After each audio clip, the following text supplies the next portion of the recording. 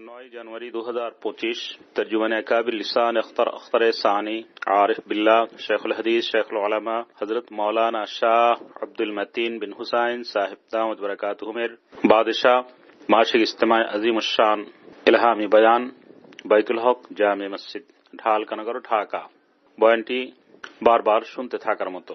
আলহামদুলিল্লাহ ওয়া কাফা ওয়া সালামুন আলা ইবাদিহিল্লাযীনা ইসতাফা আম্মা বা'দ আউযু বিল্লাহি মিনাশ শাইতানির রাজীম বিসমিল্লাহির রহমানির রহিম আলা ইন্না আউলিয়াল্লাহি লা খাউফুন আলাইহিম ওয়া লা হুম ইয়াহজানুন الذين آمنوا وكانوا يتقون صدق الله مولانا العظيم. وقال رسول الله صلى الله تعالى عليه وسلم البركة مع أكابركم وفي رواية الخير مع أكابركم.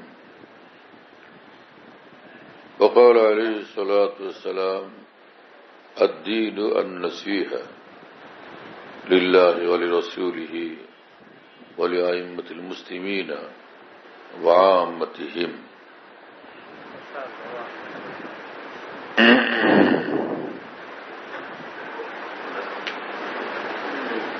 আল্লাহ পাক আমাদের সকলকে মাফ করেন, সকল মুসলমানকে মাফ করে দেন, আল্লাহর মহব্বত মারিফত দান করেন, তাকওয়ার জিন্দগি নসিব করেন, আকাবির দ্বীনের মহব্বত আজমত আদব ও ইত্তেবা নসিব করেন, গুনাহ মুক্ত জিন্দগি আমাদেরকে দান করেন, ইত্তেবায়ে শরীয়ত ইত্তেবায়ে সুন্নতকে আমাদের জিন্দগি বানায় দেন।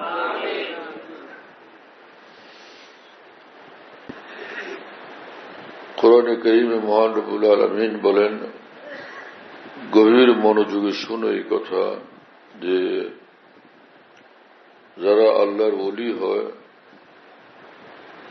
ওদের ভয়ের কোনো বিষয় নাই এবং কোনো পেরেশানির ভিতরে তারা থাকবে না, এবং আল্লাহর ওলি তারা যারা ঈমানওয়ালা, জীবনভর তাকওয়াওয়ালা, যারা ঈমানওয়ালা এবং তাকওয়ার জীবনওয়ালা, জীবন আচার যাদের তাকওয়ার উপরে, তারা হল আল্লাহ পাকের ওলি। এই আয়াতে পাকের তাকাজা যে আমরা সকলে আল্লাহর ওলি হই। ওলি কি সে মানুষ যে দিন রাত মিথ্যা কথা বলে, যে মানুষ কুদৃষ্টি করে, যে মানুষ গীবত করে, শিকায়ত করে, সেই মানুষ আল্লাহর ওলি, আল্লাহর বন্ধু, আল্লাহর প্রিয়জন। আল্লাহর ওলি বলতেই বোঝা যায় কত ভারী ব্যাপার এটা, কত পবিত্র বিষয় এই বিষয়টা, এবং কত নূরওয়ালা অধ্যায়, নূরওয়ালা ধারা এটা, যে আল্লাহর ওলি হবে এই মানুষ। যে আল্লাহর ওলি হবে সে তো নূরওয়ালা হবে, যে নূরওয়ালা হবে তো নূরের পথে চলবে। নূরের পথ তো তাকওয়ার পথ, নূরের পথ ইত্তেবায়ে শরীয়তের পথ, ইত্তেবায়ে সুন্নতের পথ। আলা ইন্না আউলিয়া আল্লাহ, আল্লাহর ওলি যারা তাদের ভয়ের কোনো বিষয় নেই। লা খাউফুন, ইন্নান নাকিরাতা ইযা ওয়াকাত তাহতা আন-নাফি তুফিদুল উমুম। নাকিরা যখন সে নফির নিচে আসে তো এটা উমুমের ফায়দা দেয়। ঘরে কেউ নাই, একজন থাকলেই কথা কি সঠিক? হ্যাঁ, তো আল্লাহ পাক বলছেন যারা ওলি হয় তাদের কোনো ভয় নেই। এক বিন্দু ভয়ের ব্যাপার যদি থাকে তো এইটা কি বাস্তব হলো? আল্লাহ পাক বলছেন যারা আমার ওলি হবে তাদের ভয়ের কোনো বিষয় থাকবে না, ভয়ের কোনো বিষয় থাকবে না। সুবহানাল্লাহ। সব মানুষ পেরেশান, ভয় ভীতিতে আক্রান্ত, কিন্তু আল্লাহ পাক বলেন আমার ওলি হও, ভয়ের কোনো বিষয় একদম থাকবে না। ওয়ালা হুম ইয়াহজানুন, এবং এরা কখনো পেরেশানিতে থাকবে না। ওয়ালা হুম ইয়াহজানুন, কোনো পেরেশানিতে থাকবে না। আউলিয়া কেরামের যে বাহ্যিক পেরেশানি, অসুখ বিসুখ, বিপদ আপদ, ইত্যাদি, অভাব অনটন, এগুলো জাহিরি জিনিস, বাহ্যিক বিষয় এগুলো। এটা অন্তরকে কখনো টাচ করতে পারে না। অন্তর তাদের পেরেশানি থেকে একদম মুক্ত থাকে, আল্লাহ পাকের মহব্বতে ডুবে থাকে এবং আল্লাহ পাকের রহমতের ভিতরে ডুবে থাকে। হ্যাঁ, মৌলানা জালালউদ্দিন রুমি রহমতুল্লাহ আলাইহি বলেন যে দাওয়ায়ে মুরগা বিয়ে কর দস্তে জাঁ, হ্যাঁ, নাজে তুফানে বলা দারাত ফুগা। যা আমার রু দাওয়ায়ে মুরগাবি, যে গাংচিল যে হয়, গাংচিল, গাংচিল যখন ঢেউয়ের উপরে বসে থাকে, যতই তুফান বাড়ে সে উঠার তাহলে তার উপরের দিকে উঠতে থাকে, কোনোভাবেই ডুবে যায় না। যে যেটা ঢেউয়ের মধ্যে বসে থাকে পাখি, সেটার নাম কি? গাংচিল না? হ্যাঁ, সে গাংচিল, এটাকে মুরগাবি বলে। তো সে দাওয়ায়ে মুরগাবি কার দাস্তে যা, তিনি বলেন যে আউলিয়া কেরামের রু সে উত্তাল সাগরের গাংচিলের মতো, যে কোনো অবস্থায় সে কোনো পেরেশানি বোধ করে না। যত ঝড় তীব্র হয়, গাংচিল মজা সে আরো ঊর্ধ্বে উঠতে থাকে, ঢেউয়ের তালে আরো উপরে উঠতে থাকে। অনুরূপ ভাবে আউলিয়া কেরাম যে কোনো পেরেশানির সময় আল্লাহ পাকের নৈকট্যের দরিয়ার ভিতরে আরো ঊর্ধ্বে পৌঁছতে থাকেন, নৈকট্যের ঊর্ধ্ব মঞ্জিলের দিকে আরো আগাতে থাকেন। হ্যাঁ, আল্লাহ পাকের নৈকট্যের সীমাহীন মঞ্জিলের দিকে তীব্রতর ভাবে অগ্রসরমান থাকেন এবং ধাবমান থাকেন, ধাবিত থাকেন। হ্যাঁ, দাওয়ায়ে মুরগা বিয়ে কর দাস্তে যা, না যে তুফানে বালা দারাত ফুগা, হ্যাঁ না, যে তুফান আসলো এই বালা নিয়ে তার কোনো পেরেশানি থাকে না, যে এত বড় বালার মধ্যে কি হবে, কোনো কিছু নাই, সে তো আরাম পাইতেছে, সে খুশিতে আছে, সে খুব আন্দোলিত এবং হিল্লোলিত যে আমি ভালো মজার দিন আজকে আমার এই দিন। হ্যাঁ না? তো আল্লাহ পাক জাল্লা জালালুহু ওয়া মানওয়ালু পবিত্র কোরআনে বলছেন যে যারা আল্লাহর হয় তো তাদের হালত এই হয় যে কোনো পেরেশানিতে তারা থাকে না, কোনো পেরেশানিতে তারা পড়ে না। যে অর্থ সম্পদের পেরেশানি, কেউ দুনিয়ার থেকে চলে গেল সেই পেরেশানি, কেউ অসুস্থ হলো সেই পেরেশানি, খাবার দাবার নাই, অভাব অনটন ইত্যাদির পেরেশানি, ব্যবসা বাণিজ্যের কোনো কমতি, এ সকল পেরেশানি। হ্যাঁ না, সর্বহালতে সে তারা আল্লাহ পাকের উপরে রাজি থাকে এবং খুশি থাকে। হ্যাঁ, উলাইকা আলা হুদাম মির রাব্বিহিম ওয়া উলাইকা হুমুল মুহতাদুন। উলাইকা আলা হুদাম মির রাব্বিহিম, তারা আল্লাহ পাক জাল্লা জালালুহু ওয়া মানওয়ালুর পক্ষ থেকে হেদায়েতের নূরের মধ্যে থাকেন। হ্যাঁ, কিসে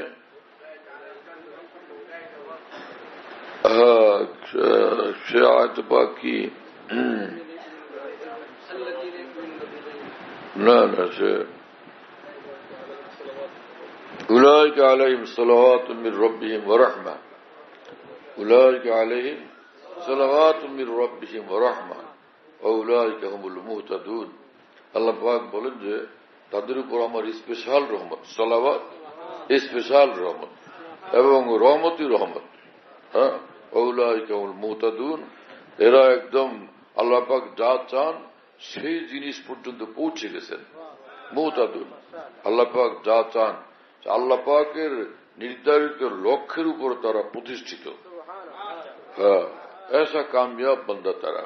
হ্যাঁ, সুবহানাল্লাহ তাআলা বিহামদি। আল্লাহ পাক বলেন যে তোমাদের এরকম পেরেশানি হবে দুনিয়ার জীবনে, দুনিয়া তো দুনিয়া, এটা তো জান্নাত না, কিন্তু তাদের এই শান যে তারা সর্বহালতে আল্লাহর রাজি এবং খুশি থাকে না। ইখলাস হলে তো আমল কবুল হয়, কিন্তু আমল সুন্নত শরীয়ত মোতাবেক হওয়া চাই, আমল সুন্নত শরীয়ত মোতাবেক হওয়া চাই। খালি ইখলাস থাকলে কাজ হবে না। এজন্য যারা দ্বীনের লাইনে যে কোনো কাজ করেন, যে আমি ইখলাসের সাথে করতেছি, ইখলাসের সাথে করা যথেষ্ট না, বরং সেটা শরীয়তের মোতাবেক কিনা সেটা দেখা জরুরি। হযরত হাকিমুল উম্মত মুজাদ্দিদুল মিল্লাত মৌলানা আশরাফ আলী থানভী रहमतुल्लाह अलैह बोलते हैं যে सियासत भी दीन है, इसलिए सियासत का हर काम दीन के मुताबिक होना जरूरी है। যে রাজনীতিও এটা ইসলামের একটা অংশ, এজন্য যেহেতু রাজনীতি এটা দ্বীনের বিষয়, এজন্য রাজনৈতিক ফিল্ডের এবং প্রোগ্রামের এবং কর্মসূচির প্রতিটি বিষয় দ্বীন মোতাবেক হওয়া জরুরি। দিন মোতাবেক হওয়া জরুরি। কিন্তু বাস্তব সত্য যেটা সেটা হচ্ছে একদমই যে ইসলামী রাজনীতি যারা করেন তাদের অধিকাংশই রাজনীতির ময়দানে যে রাজনীতির কর্মসূচি, রাজনীতির কর্মপদ্ধতি এবং রাজনৈতিক নীতিমালা নির্ধারণের ক্ষেত্রে প্রচন্ডভাবে, কঠিনভাবে, ব্যাপকভাবে পশ্চিমা গণতন্ত্রের মেজাজ এবং চরিত্র দ্বারা প্রচন্ডভাবে প্রভাবিত। অথচ যে সারা দুনিয়ার ইহুদিয়ত এবং নাসরানিয়ত, ইহুদি ইজম, খ্রিস্টানিজম এবং পশ্চিমা গণতন্ত্রের ইজম থেকে নিজেদের ইসলামী রাজনীতিকে শতভাগ পরিচ্ছন্ন রাখা, এটা ওলামায়ে দ্বীনের কর্তব্য, দ্বীনের খাদেমদের কর্তব্য, ইসলামী রাজনীতিকদের কর্তব্য। সে বিষয়ে খেয়ালই নেই, বরং ঝটসে বলে বসেন আমরা উদার ইসলামী গণতন্ত্রের পথে ইসলামকে অনুসরণ করব। হ্যাঁ, ইসলাম অনুসরণ করব উদার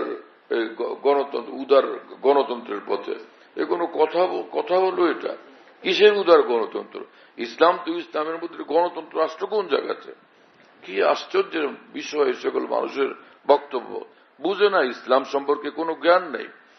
ইসলামের সঠিক উৎস থেকে, কোরআন সুন্নাহর যে গভীর সমুদ্র, অকুল সমুদ্র থেকে ইসলাম শিখেন নাই সকল মানুষ।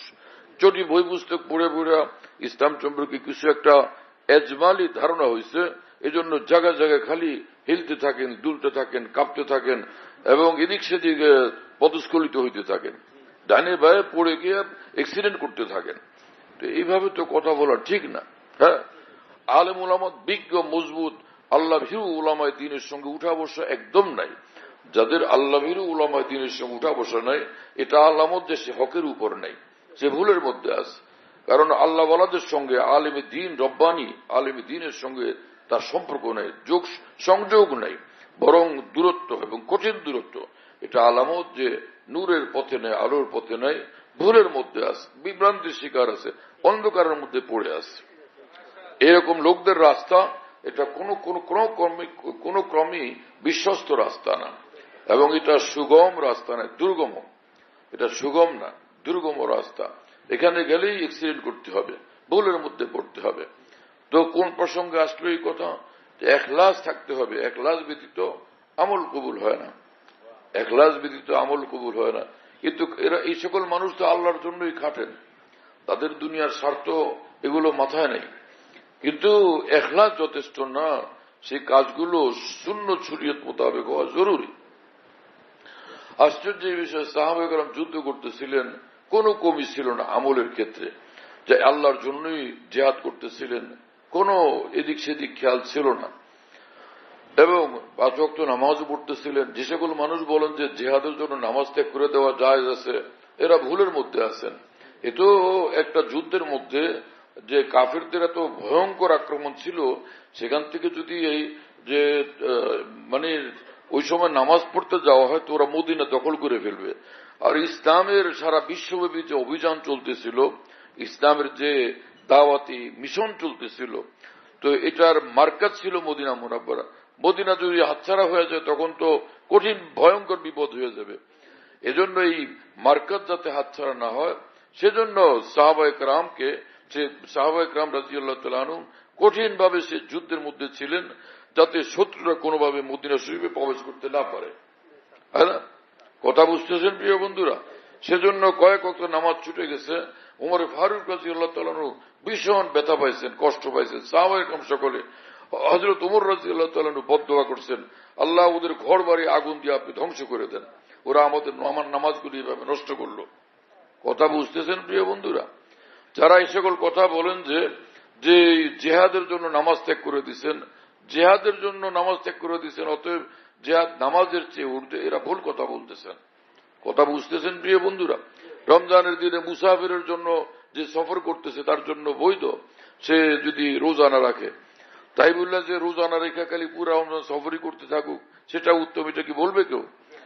যেহেতু রোজা সফর মধ্যে রোজা না রাখার অনুমতি আছে, অতএব বোঝা গেল সফর এটা উত্তম রমজানের রোজার চেয়ে। এজন্য চলো পুরা রমজান সফর করতে থাকি, কখনো কক্সবাজারে, কখনো থাইল্যান্ডে, কখনো আমেরিকাতে, কখনো কানাডাতে, কখনো নিউ ইয়র্কে, এই কোনো বুঝের কথা? হ্যাঁ, আর কোন মৌলবী সাহেব বলে বেড়াইতেছে যে ইমানের পরে সর্বশ্রেষ্ঠ আমল হল জেহাদ। তো জেহাদ তো সে সারা পৃথিবীতে বেশুমার ওলামায় দিনও করেন নাই, বেশুমা আইম্মায় মুহাদ্দিসিনও করেন নাই, আইম্মায় মুস্তাহিদিনও করেন নাই। তো শ্রেষ্ঠ আমল তাদের থেকে ছুটে গেছে। ছোট ছোট আমল নিয়ে তারা কবরে চলে গেছেন। কি লেখাপড়া করছো মৌলানা? হ্যাঁ, রাস্তার ভিতরে আইসা একদম প্রোগ্রাম শুরু করে দাও। লেখাপড়া কতটুকু তোমার, ইলম কালাম কতটুকু শিখছো? আকাবের দিনের কিতাবাদি পড়ছো তুমি? হাদিস তাফসিরের কিতাব এবং হাদিসের শুরুয়াত ফিকহের কিতাবাদি পড়াশোনা আছে? ইমানের পরে সর্বশ্রেষ্ঠ আমল হল নামাজ। ইমানের পরে সর্বশ্রেষ্ঠ আমল নামাজ। তামাম আসতাব ও আকাবের যে জিনিসকে বড় জানতেন ইমানের পরে, তুমি সেখান থেকে বিচ্যুত হইয়া তুমি জেহাদ কয়টা করছো মিয়া? এই পর্যন্ত জেহাদ কয়টা করছো? ইসলামের ভিতরে ইমানের বড় সর্বশ্রেষ্ঠ আমল জেহাদ। তুমি কোন কোন জেহাদে অংশগ্রহণ করছো? গলা ফাটানোর অভ্যাস বানাইছো, কিন্তু গলার আওয়াজ দিয়েও সুন্নত শরীয়তের তাবে হইয়া, আর সুন্নত শরীয়তের এলেম আগে অর্জন করো, ফের এই ফিল্ডে এইভাবে কথা বলার চেষ্টা করো। খালি জজবার আলোকে কথা বলো কিসের জন্য? মুফতি সাহেব, ইমানের পরে সর্বশ্রেষ্ঠ আমল কি জেহাদ? হ্যাঁ,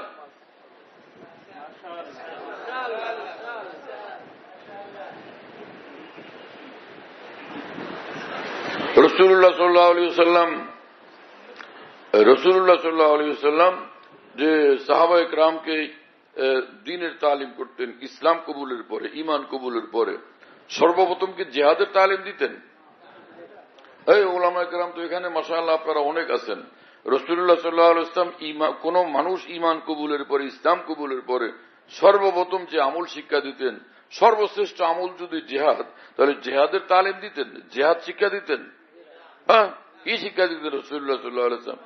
সর্বপ্রথম তিনি নামাজ শিক্ষা দিতেন এবং সাহাবায়ে কেরামকে নির্দেশ করতেন, যদি কোনো এলাকায় জেহাদের অভিযানে যাও, তো সেখানে তোমাদের দায়িত্ব হলো, প্রথম নম্বরে তোমাদের কাজ হলো যে তোমরা তাদেরকে আহ্বান করবে ইসলাম কবুলের জন্য, যে যদি ইসলাম গ্রহণ করো তোমাদের সঙ্গে আজকে যুদ্ধের কোনো বিষয় থাকবে না।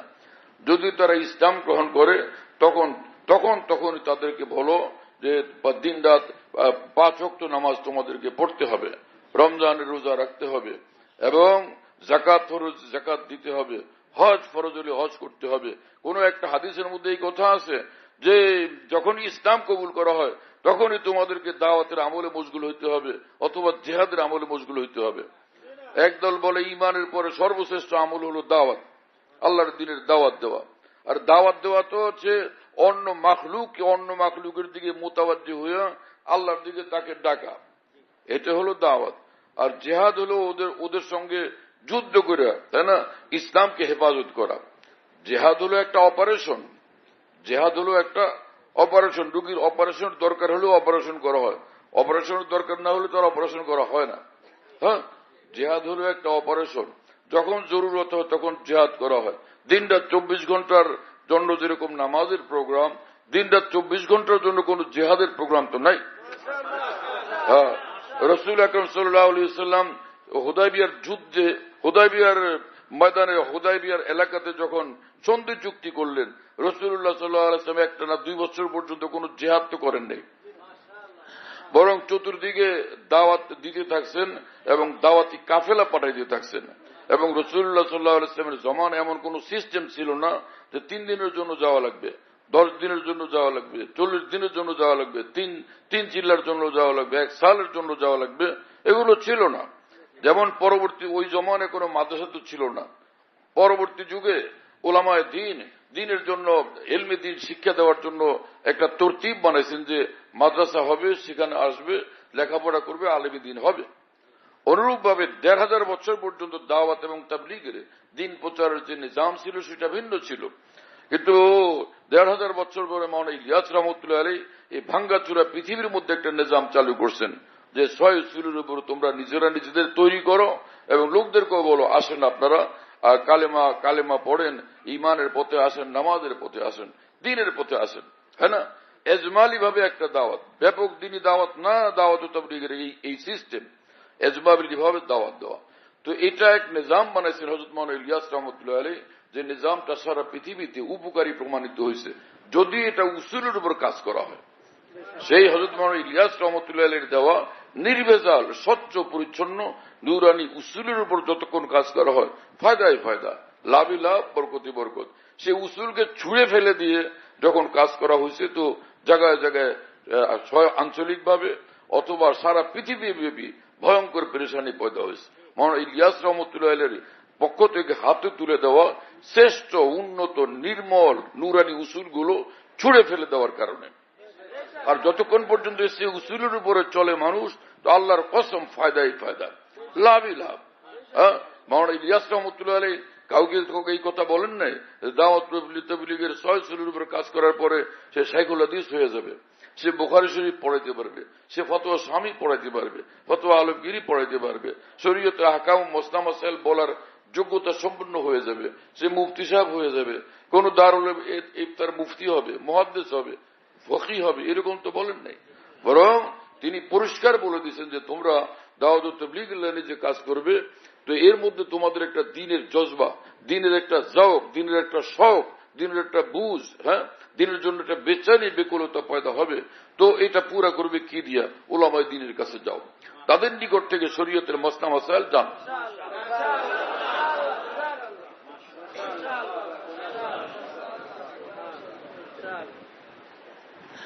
এবং দারুল দেওবন্দের হাকিমুল ইসলাম কারি তৈয়ব সাহেব রহমতুল্লাহ আলাইহির সাথী হযরত মাওলানা ইদরিস কান্দবী রহমতুল্লাহ আলাইহি, মাওলানা শাইখুল হাদিস মাওলানা জাকির রহমতুল্লাহ আলাইহি কান্দলার, মাওলানা ইদরিস কান্দবী রহমতুল্লাহ আলাইহি কান্দলার। আমার ঠিক আপনি মনে হয় তারা খালাতো ভাই আপোষে, কিন্তু এটা আমি একদম বিলকুল পাকাভাবে বলতে পারতেছি না। তো মাওলানা শাইখুল হাদিস মাওলানা জাকির রহমতুল্লাহ আলাইহি তিনি কান্দলবী, মাওলানা জাকারিয়া কান্দলবী বলে, অনুরূপভাবে মাওলানা ইদরিস কান্দলবী। হযরত মাওলানা ইদরিস কান্দলবী রহমতুল্লাহ আলাইহি তিনি বলতেন, আমার ভাই মাওলানা জাকারিয়া যে বিভিন্ন আমলের ফজিলত সম্পর্কিত একটা কিতাব লিখছেন, যে আমলের এই ফজিলত, এই আমলের এই ফজিলত, এই আমলের এই ফজিলত, এই লাভ, এই ফায়দা, এই সওয়াব, এই নেকি। তো তিনি বলেন যে কিতাবের নাম ফাজাইল আমাল। মাওলানা ইদরিস কান্দলবী রহমতুল্লাহ আলাইহি বলেন যে ফাজাইল আমাল উপকারী কিতাব। নিঃসন্দেহে এই দুনিয়ার কোন মানুষ যদি ফাজাইল আমাল না পড়ে, কাল কিয়ামত আল্লাহ পাক জিজ্ঞাসা করবেন না এই ফজিলত তুমি জানো না কেন, এত নেকি এত সওয়াব তুমি জানো না কেন। ফাজাইল আমাল না জানলে কাল কিয়ামতে কোনো জিজ্ঞাসা করা হবে না। কিন্তু মাসাইল, ফাজাইল না জানলে কোনো জিজ্ঞাসাবাদ নাই, কিন্তু মাসাইল না জানলে কাল কিয়ামতে রক্ষা নেই। মাসাইল না জানলে আটকা পড়তে হবে। উজুর মাসাইল জানে না, উজুর মাসাইল জানে না, নামাজের মাসাইল জানে না, যে মাসাইল যেগুলো অর্থাৎ যে ফরজ ইলম সেটা সে জানে না, ফরজ ইলমের মসলা মাসাইল সে শিখে নাই, তাহলে আটকা পড়তে হবে। তিনি বলেন যদি মাসাইল জানে আমল করে তো সে কামিয়াব, যদি ফাজাইল নাও জানে। আর ফাজাইল জানে না যদি সে আমল করে কিন্তু মাসাইল জানে না, সে কামিয়াব হবে না, কাল কিয়ামতে ধরা পড়বে। এর অর্থই না যে ফাজাইল জানতে হবে না, এক এক আমলের ফজিলত জানলে আমলের শখ জজবা হতে হয়। আস্তাগফিরুল্লাহ আল্লাযী লা ইলাহা ইল্লা হুয়াল হাইয়ুল কাইয়্যুম ওয়া আতুবু ইলাইহি। যখন ঘুমাইতে যায় বিছানায়, তখন এই ইস্তিগফার যদি 3 বার করা হয়, 3 বার পড়া হয়, রাসূলুল্লাহ সাল্লাল্লাহু আলাইহি সাল্লাম বলছেন তার গুনাহ যদি সাগরের ফেনার সমান হয় আল্লাহ তাআলা মাফ করে দিবেন। তার গুনাহ যদি গাছের সারা পৃথিবীর গাছের পাতার পরিমাণও হয় আল্লাহ মাফ করে দিবেন। সারা পৃথিবীর বালু কণার পরিমাণও হয় আল্লাহ তাআলা মাফ করে দিবেন। এখন কেমন লাগে বল? একবার লা ইলাহা ইল্লাল্লাহ পড়লে 7 আসমান জমিন থেকে ভারী আমলের তৌফিক হয়েছে তার। তো আমলের ফজিলত জানলে তো আমলের শখ জজবা ভীষণ পয়দা হয়। সেজন্য ফাজাইল জানা দরকার। ফাজাইল এতটা ভীষণ উপকারী যে আমলের পথকে সহজ করে দেয়, আমলের দিকে দিলকে এতটা উৎসাহিত উদ্বুদ্ধ করে যে দিলের মধ্যে এক বেচাইনি পয়দা হয় যে ভাই আমলটা আমি করবো, দারুণ মজার আমল, তাই না? কিন্তু যদি এরকম ফজিলত নাও জানে, এরকম অবস্থা সে আস্তাগফিরুল্লাহ ওই বিছানায় শুতে গিয়ে 3 বার পড়লো, সে এটা সুন্নত তরিকা মনে করে পড়তেছে, তো জানে না কারণে ফজিলত, সে কি ফজিলত পাবে না? ফজিলত না জানলেও ফজিলত পুরোটা পাবে। কিন্তু মসনাদ মোতাবেক যদি সে মাসাইল যদি না জানে তাহলে উজু করলো, সে উজুর মধ্যে চেহারা ধুইছে বটে কিন্তু এক জায়গায় একটু শুকনা রয়ে গেছে। ওই লোক এটা জানেন না যে সামান্য একটু শুকনা থাকলে সমস্যা হবে কি হবে না, তাই না? সে মনে করছে সবটা ধুইছি। যে মিনার মধ্যে এক হাজি সাহেব উজু করতেছেন দাঁড়ায় দাঁড়ায়, পায়ে পানি দেন যে পায়ে লাগে না, পুরা পা ধোয়া হয়নি, একটুখানি ঢেলে দিয়ে বস রওনা হয়েছেন। বলে হাজি সাহেব পা ধোয়া হয় না, পা শুকনা, পা ধুয়ে নেন। তুমি একটুখানি পানি আবার দিয়ে পরে আবার হাঁটতে লেগেছেন, অথচ পা এখনো শুকনা এবং এক বিশেষ অংশ শুকনা। তো এই লোকের অবস্থা কি হলো? মাসাইল জানে না। যে মাসাইল জানে না তো সে আটকা পড়বে, তার তো উজুই হয় না। উজু না হলে তোর নামাজই হবে না। কাল কিয়ামতের শাস্তি ছাড়া কোনো রাস্তা থাকবে না যদি না রব্বুল আলামিন মাফ করেন। কথা বুঝতেছেন প্রিয় বন্ধুরা? হ্যাঁ, সব সব সব বিষয়ে দিনের কাজ করার জন্য এলেম দরকার, সহি এলেম দরকার। কিন্তু আফসোসের কথা হলো দ্বীনি লাইনের যারা খেদমতে মশগুল তাদের যে বিষয়গুলো আলোচনা করতে গেলে অনেকে পেরেশান হন যে না জানি আমাদের বিরুদ্ধে বলে। আরে ভাই, দ্বীনের কাজের বিরুদ্ধে বলবে কে? যে মহিউদ্দিন মাওলানা সাহেব রহমতুল্লাহ বলেন যে চা খাইতেছেন তোমার পীর সাহেব কেবলা চা খাইতেছেন, হঠাৎ করে সেখানে চায়ের কাপের মধ্যে একটা ওই মাছি পড়ে গেছে। তিনি লোকদের সঙ্গে কথায় মশগুল থাকাতে খেয়াল করতেছেন না, তিনি খাইতে আছেন। তোমার দায়িত্ব কি ওই মাছিটা সরাই দিবা না?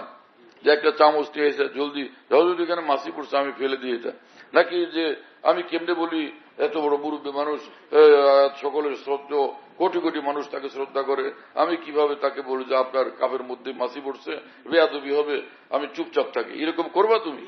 তাহলে দিনের যত বড় দিনই কাজই হোক না কেন, আমরা মানুষ, আমাদের কেউ নবী না। আমাদের কোন পীর সাহেব, শাইখুল হাদিস, কোন মুফতি সাহেব, মুফতি আজম, কোন শাইখুল ইসলাম এবং কোন আমির সাহেব কেউ সে এরকম না যে নবী হয়ে গেছেন।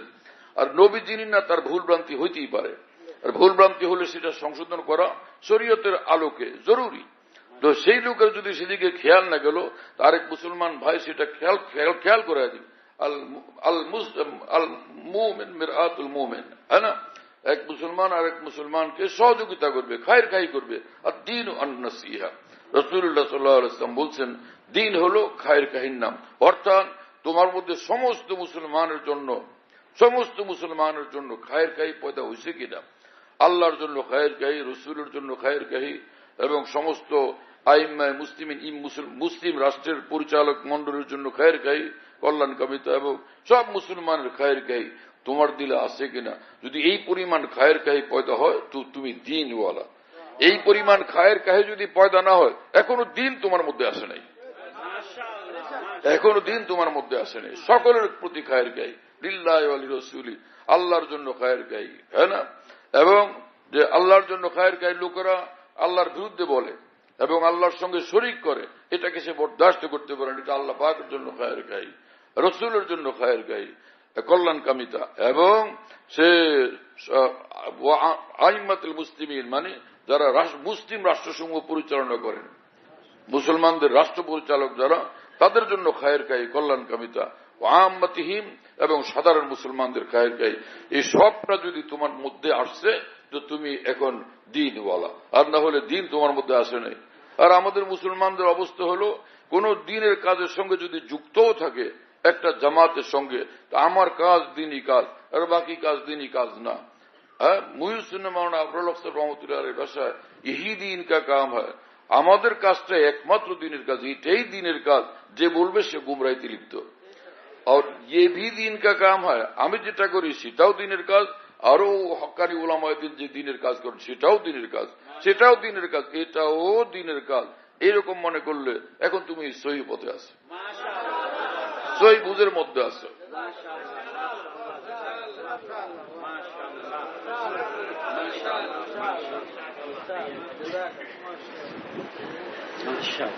হ্যাঁ, আল্লাহ তাআলা আমাদেরকে বুঝ দান করে।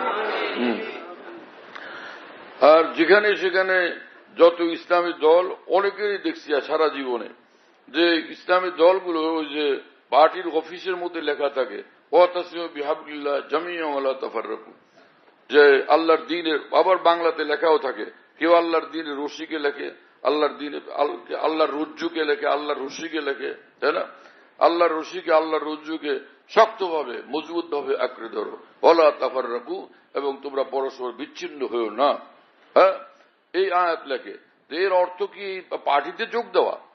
এখানে এটা কেন লাগাইছেন? এর অর্থ কি আপনার দলে যোগ দেওয়া? হ্যাঁ, তো মুসলমানদের যুগে যুগে বহু দল ছিল, সেই ব্রিটিশ আমল মুসলমানদের এবং উলামায়ে দ্বীনেরই বিভিন্ন দল ছিল, উলামায়ে হকেরই বিভিন্ন দল ছিল।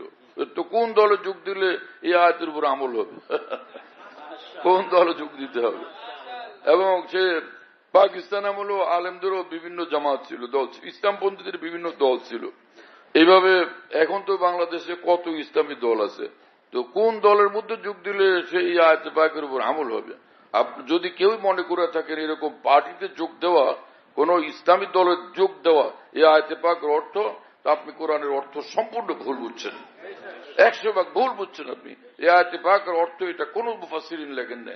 এই আয়াতে পাকের অর্থ হলো যে হযরত হাকিমুল মুতানাবী নববুল্লাহ মারকাদাহু বলেন, দুনিয়ার যেখানে আসো তুমি ইসলামকে মজবুত ভাবে ধরো, আল্লাহর দ্বীনকে মজবুত ভাবে ধরো, এবং তোমরা দ্বীনের ক্ষেত্রে সকলে আল্লাহর দ্বীনের যে কথাগুলো, আমলগুলো, আহকামগুলো সকলে পালন করো, বিচ্ছিন্ন হও না।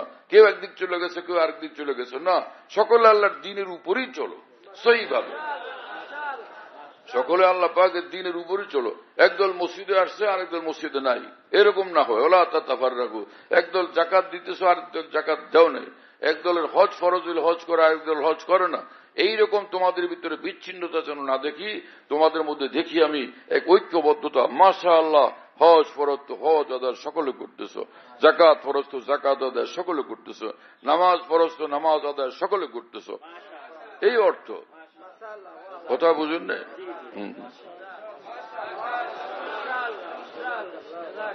দল করার অর্থে আয়াতে পাক কোন ক্রমেই নয়।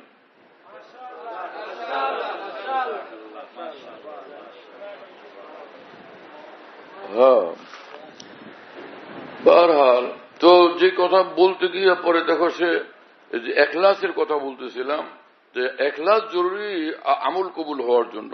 যদি এখলাস না থাকে, নামাজ পড়ে কিন্তু লোক দেখানোর জন্য, এই নামাজই কাল কিয়ামতে তাকে জাহান্নামে নিয়ে যাবে। অর্থাৎ নামাজ না, রিয়াকারী। নামাজ পড়ছিল রিয়াকারীর জন্য, রিয়াকারী ওয়ালা নামাজ তাকে জাহান্নামে নিয়ে যাবে, রিয়াকারী ওয়ালা জিহাদ জাহান্নামে নিয়ে যাবে, রিয়াকারী ওয়ালা যে কোনো দিনের খেদমত মেহনত জাহান্নামে নিয়ে যাবে। নাউযুবিল্লাহ তাআলা মিন যালিক। লোক দেখানোর জন্য না, নাম কামানোর জন্য না, শুধু আল্লাহর সন্তুষ্টি একমাত্র লক্ষ্য হওয়া আছে, একমাত্র আল্লাহর সন্তুষ্টির লক্ষ্য হওয়া আছে। আল্লাহ আমাদেরকে তৌফিক দান করেন, বুঝ দান করেন। এখন স্টেজে ওয়াজ করতেছে, ওয়াজের উদ্দেশ্য যাতে আল্লাহর বান্দারা দ্বীনওয়ালা হয়, আল্লাহমুখী হয়, আল্লাহর সন্তুষ্টির পথে চলে। আরেকজনে ওয়াজ করতেছে এমন সুর দিয়া টানতে টানতে যাতে পাবলিক খুশি হয়, তো এটা রিয়াকারী হলো, নিজের নাম কামানো হলো, তো এইটা তো তাকে জাহান্নামে নিয়ে যাবে। কথা বুঝেন নাই? আফসোসের কথা, দ্বীন শরীয়তের উপরে কথা যদি হয় তাহলে তো কত বেশি ফায়দা হইতো। কি যে বলতে থাকে, হই চই রই রই করতে থাকে, কোনো কিছুই বুঝে আসে না। ওয়াজ করার একটা তরিকা বানাইছে, সবাই মিল্লা একদম লাগাতার সুরেলা কণ্ঠে বয়ান, এটা হলো তাকাল্লুফ। আর কোরআন শরীফে আল্লাহ পাক নবীদের ভাষা বলছেন, ওমা আনা মিনাল মুতাকাল্লিফিন, আমাদের মধ্যে কৃত্রিমতা নাই, যা বলি আমরা অন্তর থেকে বলি এবং করি, অন্তর থেকে আন্তরিকভাবে বলি, আন্তরিকভাবে করি। এই এরকম চিৎকার বাৎকার, এটা তো আন্তরিকতার বিষয় না, এটা কৃত্রিমতা, তাসান্নু বলে যাকে, তাসান্নু এবং তাকাল্লুফ। তাসান্নু এবং তাকাল্লুফ এটা নিষেধ। যে হাদিস আছে না, রাসূলুল্লাহ সাল্লাল্লাহু আলাইহি ওয়াসাল্লাম বলছেন, কালিমাতান হাবিবাতান ইলার রহমান খাফিফাতান আলাল লিসান সাকিলাতান ফিল মিজান। হ্যাঁ, ছন্দবদ্ধ নয়, এটা সবটা ছন্দবদ্ধ, মিলানো মিলানো কথা। এখানে মুহাদ্দিসিন প্রশ্ন তুলছেন যে রাসূল পাক সাল্লাল্লাহু আলাইহি ওয়াসাল্লাম কালামে মুসাদ্দা, এরকম মিলায়া মিলায়া কথা বলতে থাকা, এটাকে মানা করছেন। হ্যাঁ, তো এইটা রাসূলুল্লাহ সাল্লাল্লাহু আলাইহি ওয়াসাল্লাম নিজে কিভাবে করলেন? রাসূলুল্লাহ সাল্লাল্লাহু আলাইহি ওয়াসাল্লাম এরকম কৃত্রিম ভাবে বানায় বানায় বলেননি, আল্লাহর তরফ থেকে যেটা ওহিয়ে গায়রু মাতলু অন্তরে আসছে সেটা তার জবান থেকে বের হয়েছে। কোরআনে পাকে যেরকম, হ্যাঁ, যে কিসে ওয়ান নাজমি ইযা হাওয়া মা দাল্লা সাহিবুকুম মা গাওয়া ওয়া মা ইয়ানতিকু আনিল হাওয়া ইন হুয়া ইল্লা ওয়াহয়ুন ইউহা। এখানে তো মিলানো, কিন্তু এটা যে আল্লাহ পাক এইভাবে পাঠাইছেন, আল্লাহ পাকের কালাম।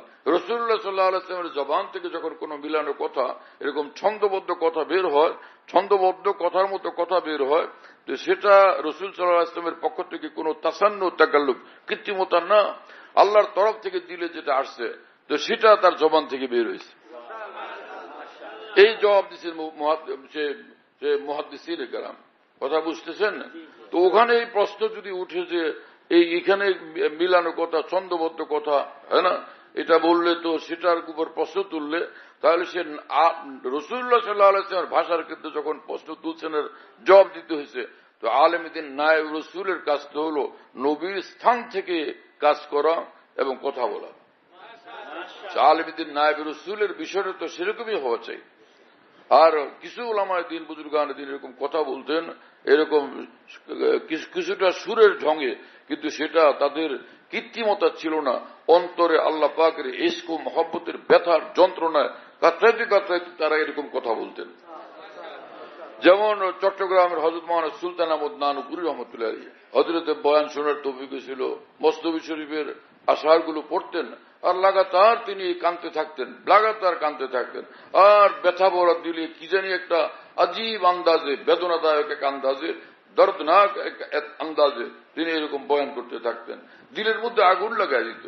কিন্তু এই কৃত্রিম যে সুর, যেটা কৃত্রিম সুর, এই কৃত্রিম সুর এটা কোনো সুন্দর জিনিস না। ওলামায়ে দ্বীন এই বিষয়ে ফিকির করবেন, এটাই আমরা আশা করব, যাতে আপনাদের মেহনত এবং খেদমত গুলো আরো বেশি সুফলদায়ক হয়।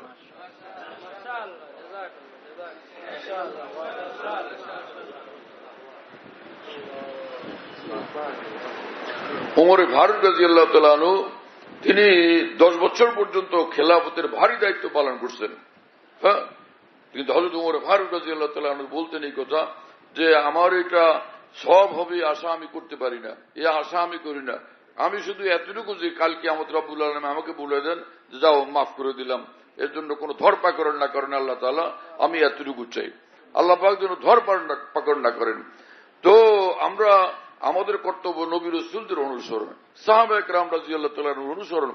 ওয়াজ নসিহত যে আমরা করব, বয়ান করব, সেক্ষেত্রে আমাদের ফিকির করা চাই এই ওয়াজ নসিহতের কারণে কাল কিয়ামতে আযাব না হয়, শাস্তি না হয়, জিল্লতি না হয়, অপমান না হয়, বরং আল্লাহ তাআলার দ্বীনের খেদমত হিসাবে আল্লাহ এটা গ্রহণ করে সেই রকম নিয়ত থাকা চাই, সেই রকম তরিকা থাকা চাই, সেই রকম পদ্ধতি থাকা চাই, খামখেয়ালি এবং আজাদি না থাকা চাই, লাগামহীনতা না থাকা চাই, শরীয়ত সুন্নতের পাবন্দির মধ্যে, ওয়াজ নসিহতের পদ্ধতির মধ্যে আমাদের থাকা চাই।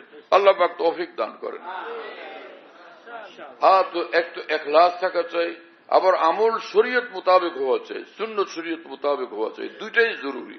হ্যাঁ, কিন্তু এখানে আরেক বিষয়, সেটা হলো যে হাকিমুল উম্মত থানভী শাহ আব্দুল গনি ফুলবি রহমাল্লাহকে বলছিলেন যে মৌলভী আব্দুল গনি, ইখলাসের চেয়েও উচ্চ মাকাম, ইখলাসের চেয়েও উঁচু কোনো আমল আছে? শাহ আব্দুল গনি ফুলবি রহমাল্লাহ বললেন, হযরত জি আপনি বলে দেন। হযরত হাকিমুল উম্মত থানভী বললেন যে হ্যাঁ, ইখলাসের চেয়েও ঊর্ধ্বের এক আমল আছে, সেটা হলো রেজা বিল কাজা। রেজা বিল কাজা, আল্লাহর ফয়সালার উপর রাজি থাকা। রেজা মানে রাজি থাকা, কাজা মানে ফয়সালা। রেজা বিল কাজা, আল্লাহ পাকের ফয়সালার উপর রাজি থাকা। ইখলাসের চেয়েটা অনেক ঊর্ধ্বের আমল। এই নবী রাসূলদের মধ্যে এই জিনিস ছিল বিশাল আকারে। হযরত ইউসুফ আলাইহিস সালাম ছোট্ট বাবু, অত্যন্ত আদুরের ছেলে, যখন এইভাবে হারায় গেলেন, ইয়াকুব আলাইহিস সালাম কাঁদতে কাঁদতে শেষ, কিন্তু আল্লাহর উপর রাজি ছিলেন। হ্যাঁ, এইরকম কাঁদছেন যে পরে এক বর্ণনা অনুযায়ী তিনি চোখেই দেখতেন না, দৃষ্টিশক্তি হারায় ফেলছেন, কিন্তু আল্লাহর উপর রাজি ছিলেন। কিন্তু দলিল কি? ওমা আশকু বাসসি ওয়া হুজনি ইলাল্লাহ। তিনি বলতেন আমার দুঃখের কথা আমি শুধু আমার আল্লাহর কাছেই বলবো। কি ভাষা! হ্যাঁ হ্যাঁ, ইন্নামা আশকু বাসসি ওয়া হুজনি ইলাল্লাহ, ইন্নামা আশকু বাসসি ওয়া হুজনি ইলাল্লাহ। হ্যাঁ, আমার মনের দুই কথা আমি আল্লাহর কাছে বলি, আমার ব্যথা আমি আল্লাহর কাছে বলি। ওয়াহ ওয়াহ, সুবহানাল্লাহ। আল্লাহ পাকের উপরে শতভাগ রাজি ছিলেন। তো মুহূর্তে মুহূর্তে সীমাহীন ঊর্ধ্বের মাকাম নসিব হইতে থাকছে, মুহূর্তে মুহূর্তে সীমাহীন ঊর্ধ্বের মাকাম নসিব হইতে থাকছে। রেজা বিল কাজা এত বড় আমল। হ্যাঁ, হযরত মাওলানা ইয়াকুব নানুতুবি রহমাতুল্লাহর ঘর থেকে 2 সপ্তাহে 14টা লাশ বের হয়েছে। 2 সপ্তাহে মহামারী চলতেছিল। হ্যাঁ না, হযরত হাকিমুল উম্মত থানভী রহমাতুল্লাহ বলেন হযরত প্রত্যেকটা লাশ নিজের হাতে দাফন করছেন, সবগুলো লাশ। নিজের হাতে দাফন করছেন, নিজের আপনজন সব, কিন্তু কোনো শেকওয়া শেকায়ত নেই, কোনো পেরেশানি নেই, কিছু নাই। কিন্তু দেখতে একটা শের তিনি গুনগুনাইতেন। সেই শেরটা কি? জুজব তাসলিম ও রেজা নয় চারায় বেশ শের নরে হু হারায়। হ্যাঁ, যে মহান আল্লাহর সিংহের সামনে পড়লে, যে রক্ত পিপাসু সিংহের সামনে পড়লে যেরকম আর কোন রাস্তা নাই সারেন্ডার করা ছাড়া, মহান আল্লাহর হুকুমের সামনে আত্মসমর্পিত হওয়া ছাড়া আর কোন রাস্তা নেই। বিলকুল পূর্ণ সমর্পিত হওয়া চাই। কি কথা! এই শেরটাকে তিনি খালি গুনগুনাইতে থাকতেন, এই ছন্দটা খালি গুনগুনাইতেন। সুবহানাল্লাহ তাআলা বিহামদি, ও ভাই সুবহানাল্লাহ। আল্লাহ তাআলা আমাদেরকে কবুল করেন, তৌফিক দান করেন। হ্যাঁ, তো ভাই একটাই যে আমরা আল্লাহর ওলি হই, সকলে আল্লাহর ওলি হব ইনশাআল্লাহ তাআলা। সে আল্লাহর ওলি হওয়ার জন্য নিজেরা চেষ্টা করি, আমাদের পরিবার পরিজন সকলে আল্লাহর ওলি হন। সে নিজের মা বাবা, ভাই বোন এবং নিজের উপর যাদের জিম্মাদারি, বিশেষভাবে নিজের স্ত্রী, নিজের সন্তানাদি সব যেন আল্লাহর ওলি হই, সেভাবে আমাদেরকে চলতে হবে। সে রাস্তা হলো তাকওয়ার রাস্তা, তাকওয়ার রাস্তা, তাকওয়ার রাস্তা। ফরজ ওয়াজিব আমলগুলো করা এবং গুনাহ থেকে বাঁচা, হালাল খাওয়া, হারাম না খাওয়া এবং কোন মাখলুকের উপর জুলুম না করা। আর যদি গুনাহ হয়ে যায় তাহলে তওবা করা। আর কারো হক যদি আমার দ্বারা ক্ষতিগ্রস্ত হয়ে থাকে, তার হক তাকে পুরা করে দেওয়া। যদি তাকে অসম্মান করা হয় তাহলে তার কাছ থেকে মাপ চায়া নেওয়া। তাকে কষ্ট দেওয়া হয় তার কাছ থেকে মাপ চায়া নেওয়া। যদি তার কোনো পাওনা থাকে, তাই না, কোনো মাল ইত্যাদি, টাকা পয়সা, জায়গা জমি ইত্যাদির কোনো পাওনা থাকে, সে পাওনা তাকে পরিশোধ করে দেওয়া, অথবা তার থেকে সেটার ক্ষমা নিয়ে নেওয়া। অর্থাৎ বান্দার হকও পুরা করা, আল্লাহ পাকের হকও পুরা করা। আল্লাহ পাক আমাদেরকে কবুল করেন, তৌফিক দান করেন। এবং সব গুনাহ থেকে নিজেরা বাঁচি, সব গুনাহ, বিশেষভাবে গীবত থেকে বাঁচি। আফসোসের কথা, বড় বড় মানুষ গীবতে অভ্যস্ত। 70 বছর বুখারী শরীফ পড়ান, গীবতের অভ্যাস এখনো ছুটে নাই। এমনকি মিথ্যার অভ্যাসও ছুটে না অনেকের। এত বেশি মিথ্যা বলার ক্ষেত্রে মানুষ বেপরোয়া হয়ে যায়। দেখা গেছে যে বড় আলেম হয়ে গেছে, দিনরাত মিথ্যা কথা বলে, পীর হয়ে গেছে তাও মিথ্যা কথা বলে। এবং মুরিদরা কি আরেক জায়গায় বলে, আমার হুজুর কি হলো, আমার হুজুর তো খালি মিথ্যা কথা বলে। হ্যাঁ, মুরিদ যে মুরিদ দাওরা পাস মাওলানা, সে গিয়া অন্যান্য লোকদের কাছে বলে যে আমি পীর ধরছি, আমার পীর মিথ্যা কথা বলে। তা আমি নিজে সাক্ষী। এই আমার কাছে এসে বলছে যে আমার পীর সাহেব খালি মিথ্যা কথা কয়, আমি কি করবো এখন? আর আমি কি বলবো, আমি হতভম্ব হয়ে বসে রয়েছি। পরে বছরখানিক পরে, 6 মাস 1 বছর পরে শুনলাম পীর সাহেব তারা খেলাবতী দিছে, যে আমার কাছে অভিযোগ করলো। তারপরে অনেক দিন পরে 2-3 বছর আর আসে নাই, 2-3 বছর পরে একবার আসছে। আমি বললাম যে কি খবর, ভালো আছো তো? বলো হ্যাঁ আলহামদুলিল্লাহ ভালো আছি। আমি বললাম আর কি খবর, হুজুরের সঙ্গে সম্পর্ক ভালো তো তোমার হুজুরের সঙ্গে? বলল না, হুজুর তো আলহামদুলিল্লাহ আমার খেলাফত দিছে। এই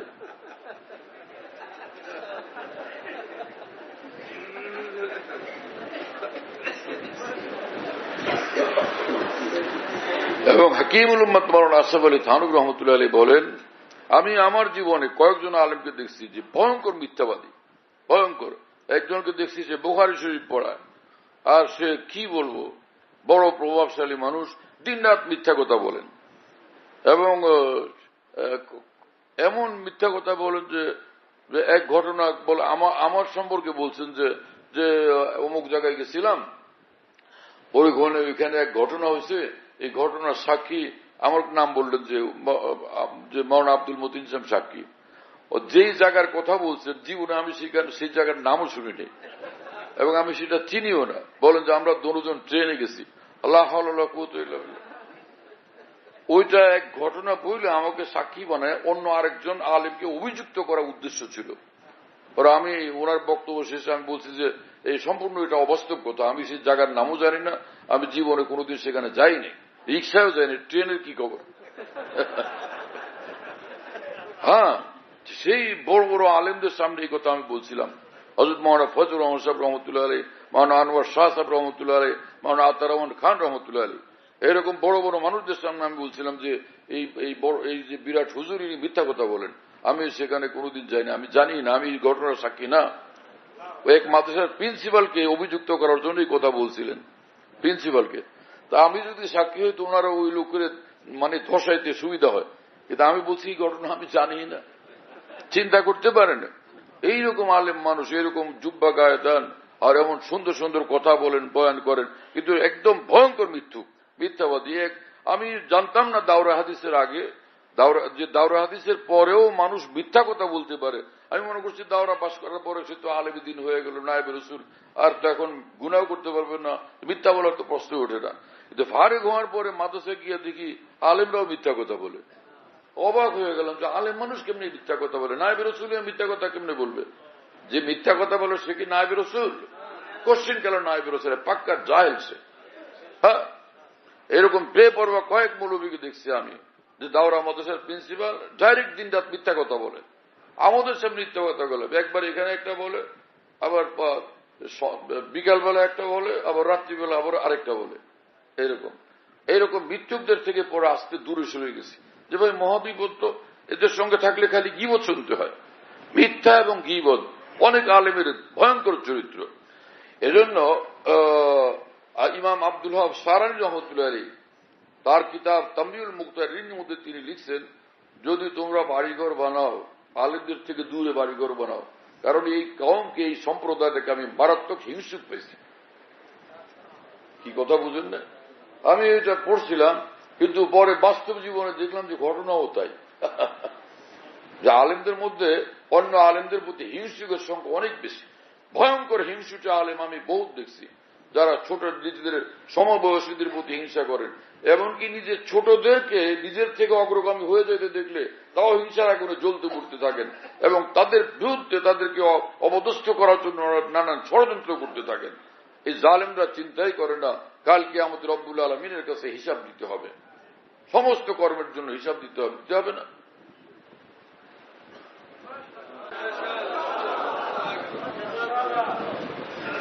সহজ কথা, রাসূলুল্লাহ সাল্লাল্লাহু আলাইহি ওয়াসাল্লাম বলছেন, মান ইয়াজমান লি মা বাইনা লাহইহি ওয়া মা বাইনা ফাখিযাইহি আজমান লাহুল জান্নাহ। আপনি কে, কোথেকে আসছেন? ইনি কার সঙ্গে আসছেন?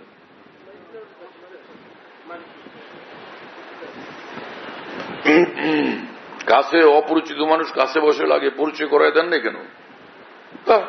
এইভাবে এসে আরামসে বসে গেছেন। আপনি কি যে মানুষ, আপনার বুদ্ধিশুদ্ধি কম। আমি ওনাকে চিনি যে আপনি ওনাকে আইনে কাছে বসেছেন, আপনার তো পরিচয় করে দেওয়া উচিত ছিল।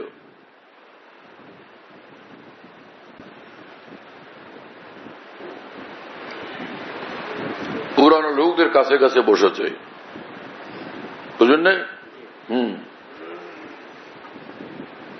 হ্যাঁ, কি বলতেছিলাম?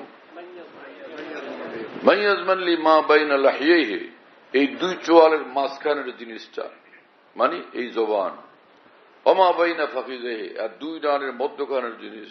হ্যাঁ, রাসূলুল্লাহ সাল্লাল্লাহু আলাইহি ওয়াসাল্লাম বলেন, এই দুই জিনিসকে যে গুনাহ থেকে বাঁচানোর দায়িত্ব নিবে, আজমান লাহুল জান্নাহ, আমি তার জন্য জান্নাতের দায়িত্ব নিব। এই দুই গুপ্তাঙ্গ, হ্যাঁ না, এবং এই জবান, এই দুই জিনিসকে যে গুনাহ থেকে বাঁচানোর, হেফাজতে রাখার দায়িত্ব গ্রহণ করলো, আমি তার জন্য জান্নাতের দায়িত্ব গ্রহণ করব। কত ভারী ব্যাপার তাহলে! আল্লাহ তাআলা আমাদেরকে সব গুনাহ থেকে হেফাজতে থাকার তৌফিক দান করেন, সব গুনাহ থেকে বাঁচার জন্য আমাদেরকে হিম্মত ও তৌফিক দান করেন।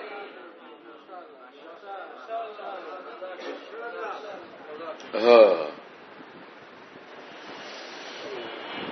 গুনাহ থেকে বাঁচে, হ্যাঁ, গীবতের গুনাহ থেকে বাঁচে। আরেক গুনাহ এই দুই চোখের গুনাহ, হ্যাঁ, এবং সুশ্রী ছেলেদের সঙ্গে নাজায়েজ সম্পর্ক থেকে বাঁচে, আর ভিন নারীদের সঙ্গে হারাম সম্পর্ক থেকে নিজেকে রক্ষা করি।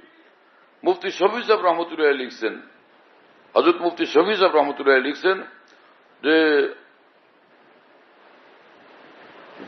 এক বুজুর্গ, তিনি 30 জন বড় বড় আউলিয়ার সোহবতে গেছেন, সোহবত রয়েছেন 30 জন। যখন এক একজনের কাছ থেকে বিদায় হইতেন, বলতেন যে হযরত আমাকে একটু বিশেষভাবে নসিহত করে দেন, বিশেষভাবে নসিহত করেন। তখন তিনি বলতেন যে আকর্ষণীয় চেহারার হ্যাঁ, সুশ্রী ছেলে, আমরত যাদেরকে বলে, আমরত বহু বচন আমারেদ। হ্যাঁ, অনেকে মনে করছে এটা আমরুদ, লেখে উর্দুতে আমরুদ থেকে বাচ্চারা দোয়া করবেন। কেসা মুন্সি মোল্লা যে শিখে না কিছু, একবারই আজব ধরনের কোন ভাষা শিখে তো হাজার ভুলের মধ্যে পড়ে থাকে, এক পৃষ্ঠাও লিখতে পারে না, না উর্দু, না বাংলা, না আরবি, হ্যাঁ, না ফার্সি, কিছুই লিখতে পারে না। বিরাট বিরাট আল্লামা হয়ে এক একজন বসে থাকে, তর্কি পর্যন্ত করতে পারে না, বিরাট বড় আল্লামা। আল্লাহ তাআলা আমাদেরকে সহিভাবে তাহকিকের সাথে ইলম অর্জন এবং পাকা আলেম দ্বীন হওয়ার তৌফিক দান করেন। হ্যাঁ, কি বলতেছিলাম? হ্যাঁ, অন্য কোন বিষয় ভিতরে এসে হাজির হয়তো ওখান থেকে আবার বের হয়ে আসতে হয়। হ্যাঁ, আর একটা গুরুত্বপূর্ণ বিষয় আসছিল, কিন্তু সেটা এই মুহূর্তে বলতে চাই না।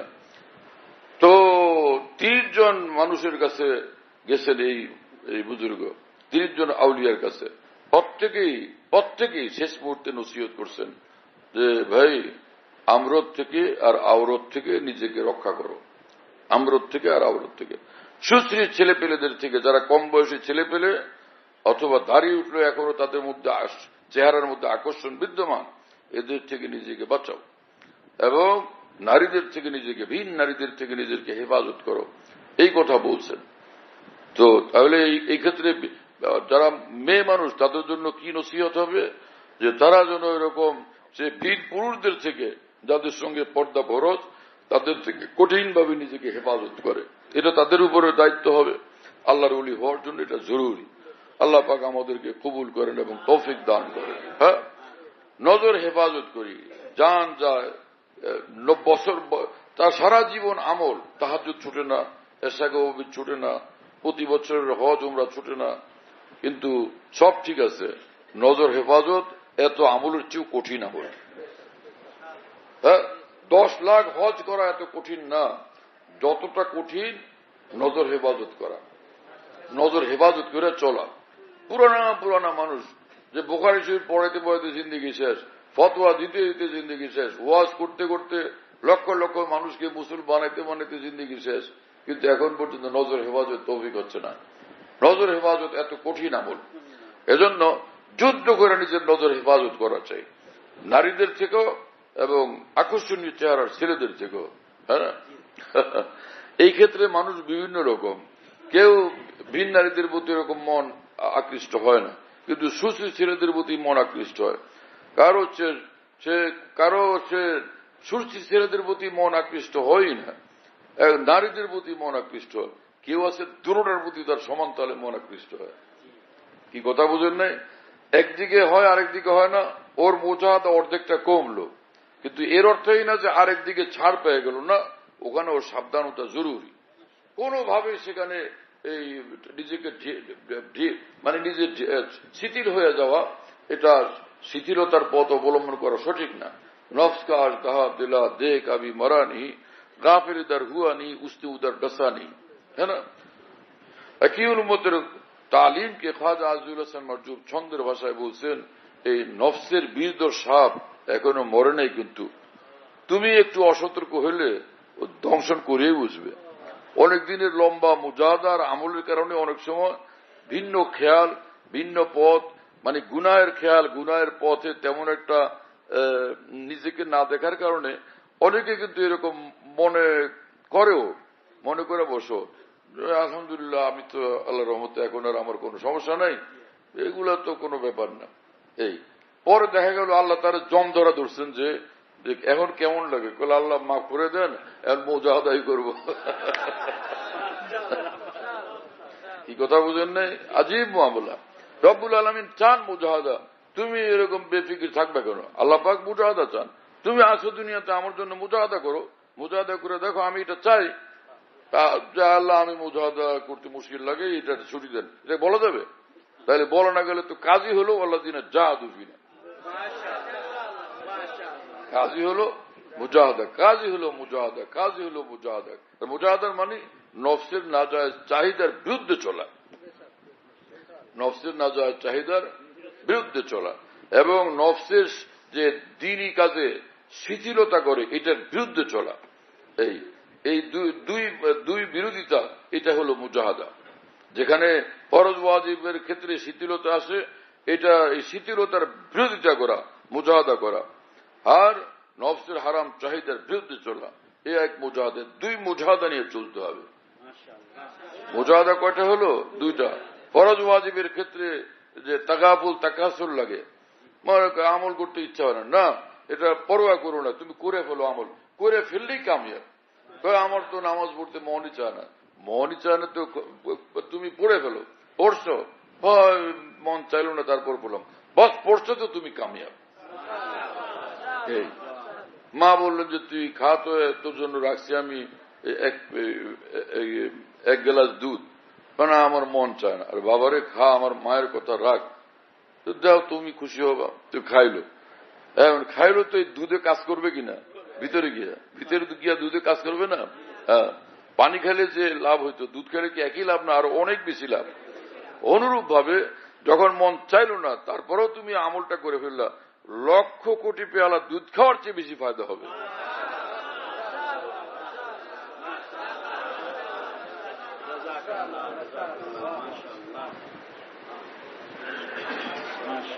হ্যাঁ না? আল্লাহ কবুল করেন, তৌফিক দান করেন। আর ভাই, ছবির নষ্টামি থেকে বাঁচি। হ্যাঁ, ছবির নষ্টামি থেকে বাঁচি, ছবি ভিডিও থেকে 100 ভাগ পরেজ করি, বিরত থাকি। এবং যে সকল মসজিদগুলোর মধ্যে ইমাম সাহেবরা ভিডিও করেন, জুমার নামাজে খতিব সাহেবরা, এগুলোকে মুসল্লি এবং কমিটির উচিত এটাকে প্রতিহত করা, বন্ধ করে দেওয়া। আল্লাহর ঘর মসজিদের মধ্যে শুধু ইবাদত বন্দেগী। রাসূলুল্লাহ সাল্লাল্লাহু আলাইহি ওয়াসাল্লাম বলছেন যে আল্লাহর ঘরের মধ্যে কাজ হলো ইবাদত বন্দেগী, নামাজ পড়ো, তেলাওয়াত করো, জিকির করো, দোয়া করো, আমল করো। এই ইবাদতের জন্য মসজিদ, এই নষ্টামের জন্য মসজিদ না। যেখানে রাসূলুল্লাহ সাল্লাল্লাহু আলাইহি ওয়াসাল্লাম শক্তভাবে বলছেন যে কিয়ামতের দিন কঠিন আযাব হবে ওই সকল মানুষের যারা ছবি তৈরি করে, যারা প্রাণীর ছবি তৈরি করে। আর তুমি একজন খতিব হয়ে তুমি মসজিদের মধ্যে ছবি তৈরি করতেছ। আল্লাহ রসুলের কথার প্রতি কোন শ্রদ্ধাবোধ তোমার মধ্যে থাকলে এই জঘন্য কাজ তুমি করতে পারত না। হ্যাঁ, আর আমাদের ভারত উপমহাদেশে কোন আলেমের রেফারেন্স দিয়ে তুমি কাজ করবা? তিনি তো এই কথা পরিষ্কার বলেন, মসজিদের মধ্যে এরকম করা হারাম কাজ। হ্যাঁ, যার রেফারেন্স দিতে তিনি হারামাইন শরীফে এটাকে হারাম বলেন, এবং মসজিদের মধ্যে করা এটাকেও হারাম বলেন, দিনী মাহফিলের মধ্যে করে এটাকেও না জায়েজ বলেন। তুমি এরকম লাগামহীন কোত্থেকে হয়েছ? কার রেফারেন্সে? তুমি নিজে ফকি, তোমার দলিল প্রমাণ দেখাও। আর নিজে ফকি না হলে কোন ফকির অনুসরণ করো, সেই ফকির নাম বলো এবং তার দলিল প্রমাণ দেখাও। এইরকম নফসে গোলামি থেকে মুক্ত হওয়া একজন আলেমের কর্তব্য। তুমি যে ছবি তুলতেছ জুমার নামাজের মসজিদে খতিব সাহেব, সেটা কি আল্লাহর সন্তুষ্টির জন্য করতেছ?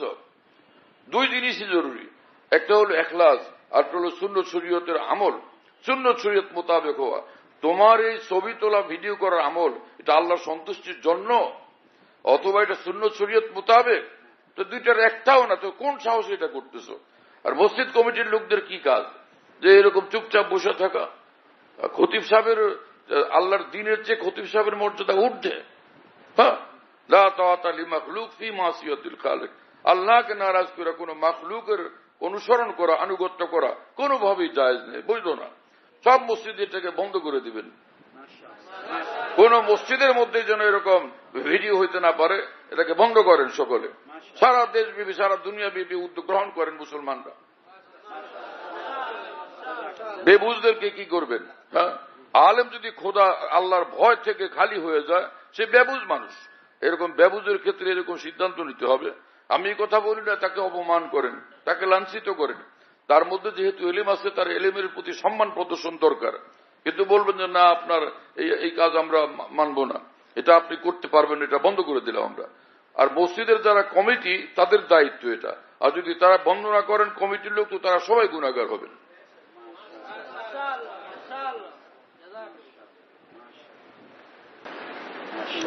মুহিউসুন্নাহ মাওলানা শাহ আবরার সাহেব রহমতুল্লাহ আলাইহি তাঁতিবাজার ইসলামী মাদ্রাসায় আসছিলেন।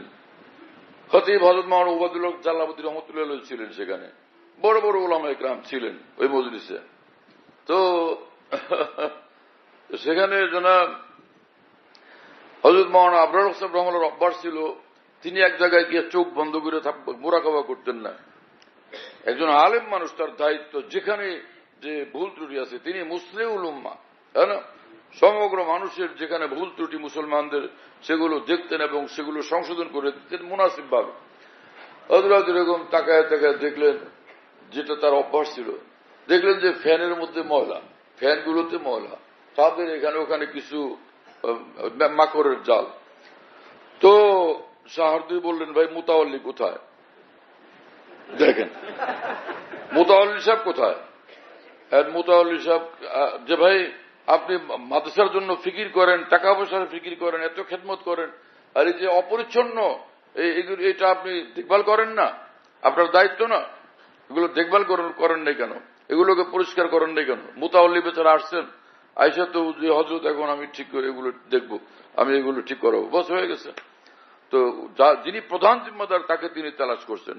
অনুরূপ ভাবে মসজিদকে সুন্দর রাখা, সুন্নত শরীয়ত মোতাবেক মসজিদের পরিবেশ রক্ষা করা, এটা কমিটির দায়িত্ব, কমিটির লোকদের জিম্মাদারি। মুতাওয়াল্লি থাকলে মুতাওয়াল্লির জিম্মাদারি।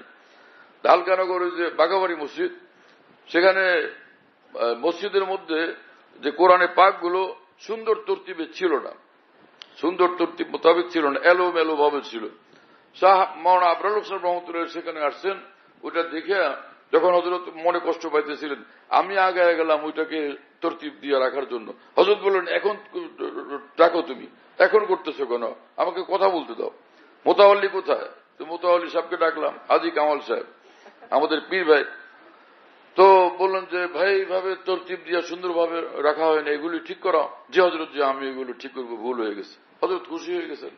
তো যিনি প্রধান জিম্মাদার, তো কুল্লুকুম রাইন ওয়া কুল্লুকুম মাসউলুন আন রাইয়াতিহি, রাসূলুল্লাহ সাল্লাল্লাহু আলাইহি ওয়াসাল্লাম বলছেন, তোমাদের প্রত্যেকে জিম্মাদার, আর তোমাদের নিজ নিজ জিম্মাদারি সম্পর্কে কালকে আমাদের জিজ্ঞাসাবাদ হবে।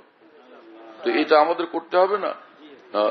সকলে নিজ নিজ মাদ্রাসার জিম্মাদার যারা, তারা খেয়াল করবেন আপনার মাদ্রাসার মধ্যে ছবি ভিডিও না হয়, সারা দেশব্যাপী মসজিদগুলোর মধ্যে ছবি ভিডিও না হয়, দিনী মাহফিলগুলোর মধ্যে ছবি ভিডিও না হয়। বাইরের দুনিয়াকে কন্ট্রোল করা আমাদের জন্য তো সম্ভব না, বাইরের দুনিয়াকে কন্ট্রোল করতে পারবো না। আশ্চর্যের কথা, রাসূলুল্লাহ সাল্লাল্লাহু আলাইহি ওয়াসাল্লাম রওজা শরীফের সামনে গিয়া সেলফি তুলে, আর আল্লাহর বান্দা তুমি কত বড় বেয়াদবি করতেছো, রাসূলুল্লাহ সাল্লাল্লাহু আলাইহি ওয়াসাল্লামের সামনে গিয়া আদবের সঙ্গে তুমি সালাম করবা, এত গুস্তাখি বেয়াদবি কইরা সে নিজে, এটা কি জান্নাতে যাওয়ার রাস্তা পরিষ্কার করতেছো না জাহান্নামে যাওয়ার রাস্তা পরিষ্কার করতেছো? হ্যাঁ, কি করতেছো তোমরা মুসলমানরা আজকে? ছবি ভিডিওর ব্যাপারে বেপরোয়া হইতে হইতে রওজা শরীফের সামনে গিয়া বেয়াদবি আর গুস্তাখি করার দুঃসাহস হয়ে গেছে। এবং তাওয়াফ করে নিজের ছবি তুলে, তাওয়াফের মধ্যে নিজের ছবি তুলে। একজনকে দেখলাম নিজে হু হু হু হু করে কান্দে, আর দুই হাতের মাঝখানে ওই যে ভিডিও কি জানি ওটা মোবাইল রাখছে, নিজের ছবি নিজে তুলে হু হু হু, এই হুর ছবি তুলতেছে।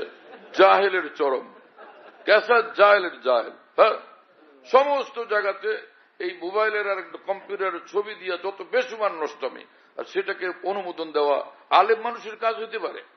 যে বলে ভাই এটা ঠিক আছে, ঠিক আছে, কম্পিউটারের মধ্যে থাকছে। কিসের কম্পিউটারের মধ্যে থাকছে? এটা কি ছেলে না মেয়ে তা আমি বুঝো না? কম্পিউটারে থাকলে, মোবাইলে থাকলে ছেলে মেয়ে বুঝো কিনা? বলে বুঝি। যদি তরুণী যুবতী মেয়ের ছবি হয়, ওইদিকে মন টানে কিনা, মনের নাড়া দেয় কিনা? দেয় তো, বুঝা গেল এটা ছবির চরিত্রের মধ্যে যখন আছে, ছবির বৈশিষ্ট্য যখন আছে, নিঃসন্দেহে এটা ছবি, অতএব এটা হারাম ছবি, পুরুষের হোক বা নারীর ছবি হোক। যেহেতু ছবির চরিত্র এবং ছবির বৈশিষ্ট্য এর মধ্যে আছে, অতএব এটা ছবি, অতএব এটা হারাম।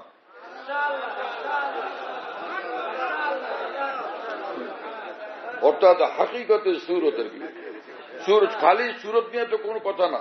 শরীয়ত যে ভিত্তির উপরে হুকুম দেয়, কোন ইল্লতের উপরে হুকুম দেয়, তো এটা আল্লাহ থেকে দূরে সরানো আর গুনার দিকে আকৃষ্ট করা। তো একটা হলো গাফলতে মুক্তা করা, আর একটা হলো গুনাহে লিপ্ত করা, দুটোটা এর মধ্যে আছে ছবির মধ্যে। অতএব এটা নাজায়েজ হওয়ার ইল্লত এখানে বিলকুল মজুদ আছে।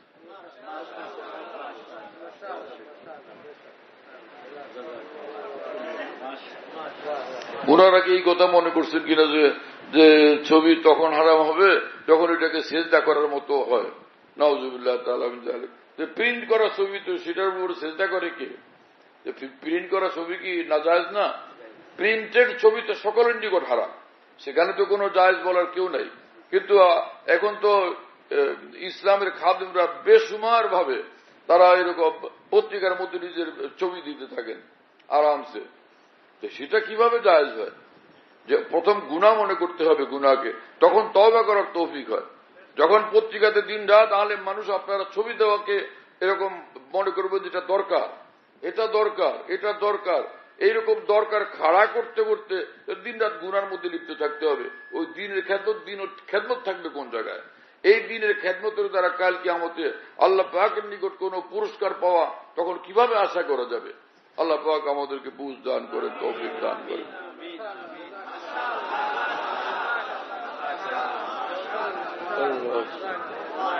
আরেক বিষয় যে বিষয়ে হাদিস শরীফ পড়ছিলাম, দ্বীন আর নসিহা, যে দিন হল খায়ের খাই নাম, ভিতরে খায়ের খাই থাকে। আজীব হাদিস, সুবহানাল্লাহ। হ্যাঁ, মুসলমানদের প্রতি খায়ের খাই।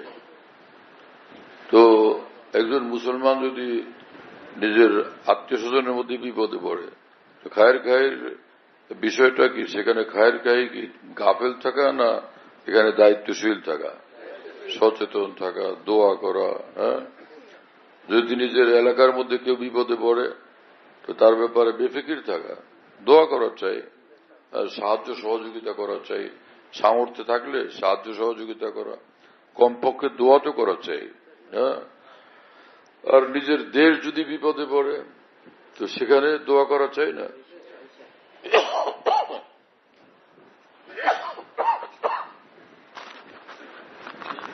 প্রতিদিন নিজের দেশের জন্য দোয়া করা চাই। মুসলমান যদি পৃথিবীতে কোথাও বিপদে পড়ে মুসলমানের জন্য দোয়া করা চাই না? মুসলমানদের জন্য দোয়া করা চাই। কোন দেশে কিছু মুসলমান বিপদে পড়ল অথবা কোন মুসলিম দেশ বিপদে পড়ল, এর জন্য দোয়া করতে থাকা চাই। আল্লাহ আমাদের তৌফিক দেন। নিজের দেশের জন্য দোয়া করি, মুসলিম জাহানের জন্য দোয়া করি। হ্যাঁ, এভাবে ফিলিস্তিনের জন্য দোয়া করি, সিরিয়ার জন্য দোয়া করি। আল্লাহ তাআলা আমাদের তৌফিক দেন। এবং অমুসলিম দুনিয়া যেগুলো অমুসলিম দেশ, তারা যেন মুসলমান হয়ে যায়, তাদের জন্য দোয়া করি। বিশেষভাবে চীন, রাশিয়া, আমেরিকা, হ্যাঁ না, কানাডা, অস্ট্রেলিয়া এবং জাপান, জার্মানি, এরা যেন, ইটালি, এরা যেন মুসলমান হয়ে যায়। এর জন্য দোয়া করতে থাকে যে আল্লাহ এদের সব মুসলমান বানায় দেন, এগুলো সব মুসলিম দেশ বানায় দেন। হ্যাঁ, আশেপাশের কাছের যারা, তাদেরকেও আল্লাহ মুসলমান বানায় দেন, প্রতিবেশীদেরকেও মুসলমান বানায় দেন। যারা কাছের প্রতিবেশী, যারা দূরের প্রতিবেশী, সকলকে মুসলমান বানায় দেন। আল্লাহ তাআলা কবুল করেন। দোয়া জারি রাখি না? হ্যাঁ, মানুষের মধ্যে এক বেবুজ লোক, যারা শরীয়তের মাসাইল জানে না, তারা মনে করে যে আমাদের প্রত্যেকের উপরে ফরজ অন্য মুসলমানদেরকে জাহান্নাম থেকে বাঁচানো। ভাই, এটা কি ধরনের কথা? আপনি মসলাই জানেন না। একটা হলো নিজে জাহান্নাম থেকে বাঁচা, এটা ফরজে আইন। নিজে জাহান্নাম থেকে বাঁচা এবং জান্নাতের পথে চলা, এটা ফরজে আইন। অন্যান্য মানুষদেরকে জাহান্নাম থেকে বাঁচার জন্য বলা, হ্যাঁ না, জাহান্নাম থেকে বাঁচার জন্য বলা, জান্নাতের পথে চলার জন্য বলা, এটা ফরজে কিফায়া। এটা ফরজে কিফায়া, এটা ফরজে আইন না। প্রত্যেক মুসলমানের উপর এটা ফরজ না। কিছু মুসলমানরা এই দায়িত্ব যদি পালন করে তো বাকি মুসলমানদের উপর থেকে দায়িত্ব আদায় হয়ে যায়। হ্যাঁ, কিন্তু তার মানে এই না যে এই ব্যাপারে গাফেল থাকা। ওলামায়ে দ্বীন যদি দায়িত্বশীল ভাবে ইখলাসের সাথে উম্মতের দরদ নিয়ে আল্লাহর দ্বীনের খেদমত করতেন তো এই অবস্থা থাকতো না যেটা এখন আছে। এত আলেম ওলামা, হ্যাঁ, কিন্তু যেখানেই যাওয়া হয় খালি গলাবাজি, সুর আর সুর দিয়ে হইচই করতে থাকা। আর একদল লোক পয়সার চুক্তি করে, বড় আফসোসের কথা। ওয়াজ করতে যাবে, বয়ান করতে যাবে, সেখানে চুক্তি করে। আবার শুনি যে পয়সাগুলো পকেটে জমা না হওয়া পর্যন্ত স্টেজে যায় না, বয়ানই করে না। এই আলেম কি নায়েব রসুল? হ্যাঁ, এই আলেম নায়েব রসুল? এই আলেমের দ্বীনের কথার দ্বারা কি ফায়দা হবে, কি উপকার হবে মানুষের?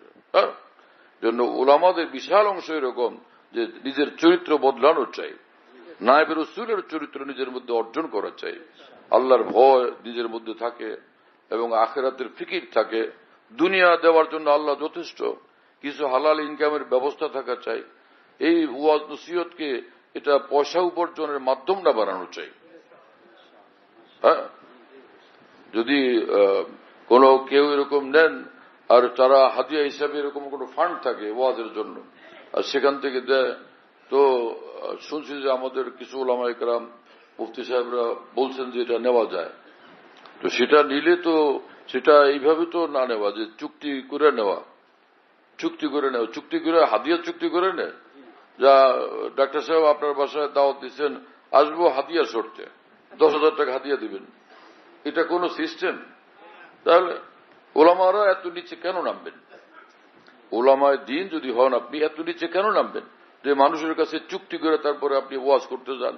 যে ওয়াজ করাকে একটা সোর্স অফ ইনকাম বানাইছেন, এটা নায়েবে রাসূলের চরিত্র না। আপনি নায়েবে রাসূলের চরিত্র থেকে নিচে নামছেন, আপনি ইনকাম করনেওয়ালা, আপনি আলেমে দিন না, নায়েবে রাসূল না, বরং ইনকাম করনেওয়ালা, উপার্জনকারী মানুষ। ওয়াজের মাধ্যমে ব্যবসা করেন। হ্যাঁ, এর থেকে বের হয়ে আসা চাই। আল্লাহ পাক পিঁপড়াকেও রিজিক দান করেন, সাপকেও রিজিক দান করেন, জঙ্গলের জন্তু জানোয়ারদেরকেও রিজিক দান করেন। দিনের খেদমত করবে সে আল্লাহ পাক তাকে রিজিক দান করবেন না? এতটুকু বিশ্বাস কেন নাই? লোকদেরকে ওয়াজ করা হয়, ওমান ইয়াত্তাকিল্লাহ ইয়াজআল লাহু মাখরাজা ওয়া ইয়ারযুকহু মিন হাইসু লা ইয়াহতাসিব, যে আল্লাহকে ভয় করে যে কোনো সংকটে পড়লে আল্লাহ তাকে উদ্ধার করেন, এবং আর সে কল্পনাও করতে পারে না এমন পথ থেকে আল্লাহ তাআলা তাকে রিজিক দান করেন। এটা কি ওয়াজ করার জন্য না নিজে আমল করার জন্য? এটা ওয়াজ করার জন্য বলছেন এটা আল্লাহ তাআলা, না নিজের আমল করার জন্য? নিজে আমল করি, আমল করলে ফের আল্লাহ পাক ইন্তজাম করে দিবেন এবং ইজ্জতের সাথে করবেন। এই জিল্লতির পথে হবে না, সেটা ইনকাম ইজ্জতের সাথে আসবে ইনশাআল্লাহ তাআলা। আল্লাহর উপর ভরসা রাখি। আল্লাহ পাক তো কোরআন শরীফে বলছেন যে ওয়ালা রাব্বিহিম ইয়াতাওয়াক্কালুন, ইন্নামাল মুমিনুনা আল্লাযীনা ইযা যুকিরাল্লাহু ওয়াজিলাত কুলুবুহুম। ঈমানওয়ালা তো তারা আল্লাহর কথা শুনলে যাদের অন্তর কাঁপতে থাকে এবং আল্লাহ পাকের উপরই তারা ভরসা রাখে। আল্লাহর উপর ভরসা থাকলে চুক্তি করে মানুষ। হ্যাঁ, আর আল্লাহর ভয়ের এটা পরিচয় যে ভাই এরকম চুক্তি করে নেওয়া এটা তো ঠিক হলো না, এরকম না করা চাই, এর থেকে বিরত হওয়া চাই। ইনশাআল্লাহ তাআলা আরো বেশি আল্লাহ পাক দ্বীনের খেদমত দিবেন তাহলে আপনার দ্বারা, এবং আল্লাহ তাআলা যে বরকত পাইতেছেন তার চাইতে হাজারো লাখো গুণ বেশি বরকত পাবেন। আল্লাহ পাক তৌফিক দেন এবং কবুল করেন। আলহামদুলিল্লাহ রাব্বিল আলামিন ওয়াসসালাতু ওয়াসসালামু আলা সাইয়্যিদিল মুরসালিন ওয়া আলা আলিহি ওয়া আসহাবিহি আজমাইন। اللهم اغفر لنا ما قدمنا ما أخرنا وما أعلنا وما أسررنا وما أسرفنا وما أنت أعلم به منا، أنت المقدم وأنت المؤخر، لا إله إلا أنت. اللهم حبب إلينا الإيمان وزينه في قلوبنا وكره إلينا الكفر والفسوق والعصيان. اللهم حبب إلينا الإيمان وزينه في قلوبنا وكره إلينا الكفر والفسوق والعصيان.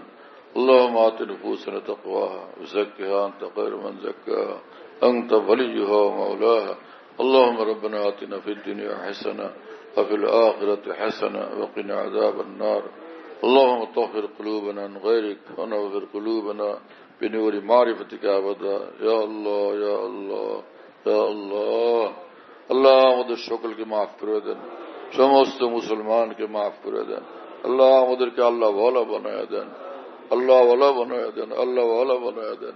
আউলিয়া সিদ্দিকিনে কামিলিনের মধ্যে আমাদেরকে শামিল করেন। আমাদেরকে, আমাদের পরিবার পরিজনের সকলকে, আমাদের সন্তানাদিকে, আত্মীয় স্বজনকে, বন্ধু বান্ধবকে, আল্লাহ প্রতিবেশীদেরকে, আমাদের জামিয়াতের তামাম উলামায়ে দ্বীন, দ্বীনী মাদারিস এবং দ্বীনের পথের সমস্ত উলামায়ে দ্বীন, মাশায়েখে উম্মত এবং তামাম তুলাবায়ে কেরাম এবং সালেকিন সকলকে আল্লাহ ওয়ালা বানায়া দেন। तमाम मुअल्लिमीन मुबल्लिगीन सकल के आउलिया सिद्दीकीन कामिलीन बनाया दें, सकल के कामिल अल्लाह वाला बनाया दें, कामिल मुत्ताबे शरीयत मुत्ताबे सुन्नत बनाया दें, আমাদেরকে মুত্তাকিন বানায়া দেন, মুনিবিন বানায়া দেন। আল্লাহ আপনার মহব্বতে আমাদেরকে বেচাইন বানায়া দেন, বেকরার বানায়া দেন। কদম কদম সুন্নত শরীয়তের উপরে আমাদেরকে জিন্দেগি দান করেন। আল্লাহ সুন্নত শরীয়ত মোতাবেক জিন্দেগি দান করেন। সব গুনাহ থেকে গায়রুল্লাহ থেকে আমাদেরকে হেফাজত করেন। রহমতওয়ালা জিন্দেগি দান করেন, বরকতময় জিন্দেগি দান করেন। আল্লাহ ইজ্জতওয়ালা জিন্দেগি দান করেন। আল্লাহ সব গুনাহ থেকে আমাদেরকে পূর্ণ নাজাত নসিব করেন। সব গুনাহ থেকে হেফাজত নসিব করেন। নফসের হারাম চাহিদার বিরুদ্ধে শয়তান চলার জন্য, নফসের হারাম চাহিদার বিরুদ্ধে চলার জন্য, আপনাকে খুশি করার জন্য আমাদেরকে তৌফিক দান করেন। শয়তানের ধোঁকা থেকে আমাদেরকে বাঁচান। আকাবির দিনের আজমত, মোহব্বত, আদব আমাদেরকে দান করেন। আকাবিরের বিরোধী যারা কথা বলেন তাদেরকে সেই রাস্তা থেকে তওবা করার তৌফিক দান করেন। হক কবুলের তৌফিক দান করেন। নাহক থেকে দূরে থাকার তৌফিক দান করেন। যারা যেখানে যেই ময়দানে দ্বীনের খেদমত করতেছেন সকলকে আল্লাহ ইখলাস নসিব করেন। ইত্তেবায় শরীয়ত, ইত্তেবায় সুন্নত নসিব করেন। শরীয়ত সুন্নতের খেলাফ রাস্তা থেকে আমাদের সকলকে বিরত হওয়ার তৌফিক দান করেন। যারা ঝুঁকি নিয়ে বিভিন্ন ময়দানে দ্বীনের খেদমত করতেছেন আল্লাহ তাদেরকে হেফাজত করেন। আল্লাহ দুশ্মনদের থেকে, হিংসুকদের থেকে হেফাজত করেন। জান মাল ইজ্জত আবরুর হেফাজত করেন। আল্লাহ সব উলামায়ে দ্বীনকে হেফাজত করেন। সব উলামা ও মাশায়েখের হায়াতে বরকত দান করেন। আল্লাহ সকলের মেহনতের মধ্যে আপনি বরকত দান করেন। আল্লাহ ব্যাপকভাবে দ্বীনের কাজ করার জন্য আরো আমাদেরকে তৌফিক দান করেন। সারা পৃথিবী দ্বীনের খেদমত করার তৌফিক দান করেন। আল্লাহ অমুসলিম দেশগুলোকে ইসলাম কবুলের তৌফিক দান করেন। অমুসলিম দেশগুলোকে মুসলিম বান্ধব বানায়া দেন। আল্লাহ মুসলিম বান্ধব বানায়া দেন। আল্লাহ মুসলিম বান্ধব বানায়া দেন। ফিলিস্তিনকে আপনি রক্ষা করেন। ফিলিস্তিনের মুসলমানদেরকে রক্ষা করেন। আল্লাহ ইসরায়েল ইহুদিদেরকে আপনি ধ্বংস করেন। আল্লাহ ওদেরকে পৃথিবীর পৃষ্ঠা থেকে আপনি একদম মুছে দেন, একদম নিশ্চিহ্ন করে দেন, নির্মূল করে দেন। আল্লাহ যারা যারা ওদের সাহায্য করে, ওদেরকে শক্তিশালী করে, ও ওদের রাস্তাঘাট আপনি সম্পূর্ণ বন্ধ করে দেন। সমগ্র আরব দুনিয়াকে ফিলিস্তিনের পাশে দাঁড়ানোর তৌফিক দেন। সমগ্র মুসলিম দুনিয়াকে ফিলিস্তিনের পাশে দাঁড়ানোর তৌফিক দেন। সিরিয়াকে আপনি শক্তিশালী বানায়া দেন। সিরিয়ার সব জরুরত আপনি গায়বী খাজানার থেকে পুরা করে দেন। আমাদের দেশের উপর রহমত নাযিল করেন। तमाम পেরেশানি, ফিতনা, বিশৃঙ্খলা আপনি খতম করে দেন। দেশের মধ্যে শান্তির পরিবেশ দান করেন, ইনসাফের পরিবেশ দান করেন। রাষ্ট্র পরিচালনার জন্য এরকম লোকদেরকে আপনি কবুল করেন যারা দেশপ্রেমিক হবে এবং দেশের মানুষের কল্যাণকামী হবে। দেশপ্রেমিক হবে, দেশের মানুষের কল্যাণকামী হবে। যারা গিয়ে দেশকে নষ্ট করবে, দেশের মানুষের উপর জুলুম করবে, এইরকম লোকদেরকে রাষ্ট্র ক্ষমতা থেকে আপনি দূরে রাখেন। এরা যেন কখনো রাষ্ট্র ক্ষমতা যেতে না পারে। সমগ্র মুসলিম জাহানকে এরকম রাষ্ট্র পরিচালক আপনি দান করেন। আল্লাহ আমাদের সব জরুরত পুরা করেন। গায়বী খাজানা থেকে পুরা করে দেন। আমাদের জামিয়া হাকিম উম্মতের সব জরুরত গায়বী খাজানা থেকে পুরা করে দেন। আমাদের জামিয়া হাকিম উম্মতের तमाम পরিকল্পনা, মনসুবাতকে আপনি কবুল করেন। দ্রুততর সেগুলো বাস্তবায়িত হওয়ার জন্য ব্যবস্থা করে দেন। আমাদের দোস্ত আহবাবদের দ্বীনি মাদারিস এবং तमाम দ্বীনি মাদারিসের সকল হাজত জরুরত গায়বী খাজানা থেকে পুরা করে দেন। আল্লাহ আমাদের দ্বীনি মাদারিসগুলোকে আকাবির দ্বীনের উলুম মারিফের তালিমাতের চর্চা গা আপনি বানায়া দেন। আমাদের দ্বীনি মাদারিসগুলোর মধ্যে যেন হযরত হাকিম মুহাম্মদ থানভী রাহমাতুল্লাহ আলাইহির তালিমাত জিন্দা হয়ে যায়, সেই ব্যবস্থা আপনি করে দেন। উপমহাদেশ সবগুলো দ্বীনি মাদারিসে, মারাকেজে, সারা বিশ্বের সব দ্বীনি মাদ্রাসা, দ্বীনি মারকাজের মধ্যে হাকিম উম্মতের তালিমাত জিন্দা হয়ে যায়। মুজাদ্দিদের এই তাব উলুম জিন্দা হয়ে যায়, আপনি সেই ব্যবস্থা করে দেন। আল্লাহ আপনি কবুল করেন। আল্লাহ আপনি কবুল করেন। আল্লাহ আপনি কবুল করেন। এই খেদমতে ইস্তেমাল হওয়ার জন্য আমাদেরকে কবুল করেন। ওলামায়ে দ্বীন, মাশায়েখ উম্মতকে কবুল করেন। আমাদের খানদানকে কবুল করেন। আমাদের সন্তানাদিকে কবুল করেন। ইয়া রাব্বাল আলামিন, ইয়া আরহামার রাহিমিন। اللهم ربنا تقبل منا إنك أنت السميع العليم وتب علينا إنك أنت التواب الرحيم سبحان ربك رب العزة عما يصفون وسلام على المرسلين الحمد لله رب العالمين। আল্লাহ আমার এক ভাতিজি, সে ওর ব্রেন টিউমার ছিল, অপারেশন হয়েছে। রব্বুল আলামিন হসপিটালে আছে। আল্লাহ ওকে আপনি সুস্থ করে দেন। আল্লাহ আপনি সুস্থ করে দেন। আল্লাহ আপনি সুস্থ করে দেন। সুস্থতার সঙ্গে দীর্ঘ নিয়ে খায়াত আপনি নসিব ফরমায়া দেন। আমাদের মধ্যে যারা অসুস্থ, तमाम মুসলমানদের মধ্যে যারা অসুস্থ, সারা বিশ্বে যে কোনো মুসলমান অসুস্থ, আল্লাহ আপনি সুস্থ করে দেন। আল্লাহ আপনি সুস্থ করে দেন। আল্লাহ আপনি সুস্থ করে দেন। আমাদের শরীরও সুস্থ করে দেন, আমাদের আত্মাকেও সুস্থ করে দেন। সেহতের জিসমানি, সেহতের রুহানি দুটোই কামিল মুকাম্মল আমাদের দান করেন। আমাদের ব্যবসা বাণিজ্যে বরকত দান করেন। দোস্ত বা মুহিবিনের ব্যবসা বাণিজ্যের মধ্যেও বরকত দান করেন। অকল্পনীয়, অভাবনীয়, অফুরন্ত বরকত দান করেন। اللهم ربنا تقبل منا إنك أنت السميع العليم وتب علينا إنك أنت التواب الرحيم سبحان ربك رب العزة عما يصفون وسلام على المرسلين والحمد لله رب العالمين. হ্যাঁ হ্যাঁ হ্যাঁ, ডক্টর জাভেদকে মুজাজে বায়াত করে দিলাম, আল্লাহ পাক কবুল করে। চারো সিলসিলা ইজাজত দিয়ে দিলাম, আল্লাহ তাআলা কবুল করে। হ্যাঁ হ্যাঁ বলো, যারা মুসাফা করতে চান, যারা হযরতুল্লাহ দামাত বারাকাতুহুর সাথে মুসাফা করতে ইচ্ছুক, সারিবদ্ধভাবে ডান দিক থেকে আসেন, সতর্কভাবে আসবেন, বাম দিকে যাবেন। আমাদের ঢালকানগর খানকাহে যেখানে আমি আছি, খানকা ইয়াদগারে হাকিমুল উম্মত, মনে রাখো, বলো খানকা ইয়াদগারে হাকিমুল উম্মত।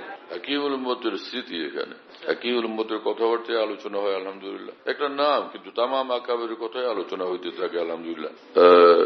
বাইতুল হক জামে মসজিদ, ছাপড়া মসজিদ বলে, 5 তলা বিল্ডিং, ওটার নাম ছাপড়া মসজিদ। সেই পুরানো নাম এটা আছে। তো ছাপড়া মসজিদ, সেখানে মাসিক ইজতেমা হয় প্রত্যেক ইংরেজি মাসের দ্বিতীয় বৃহস্পতিবার।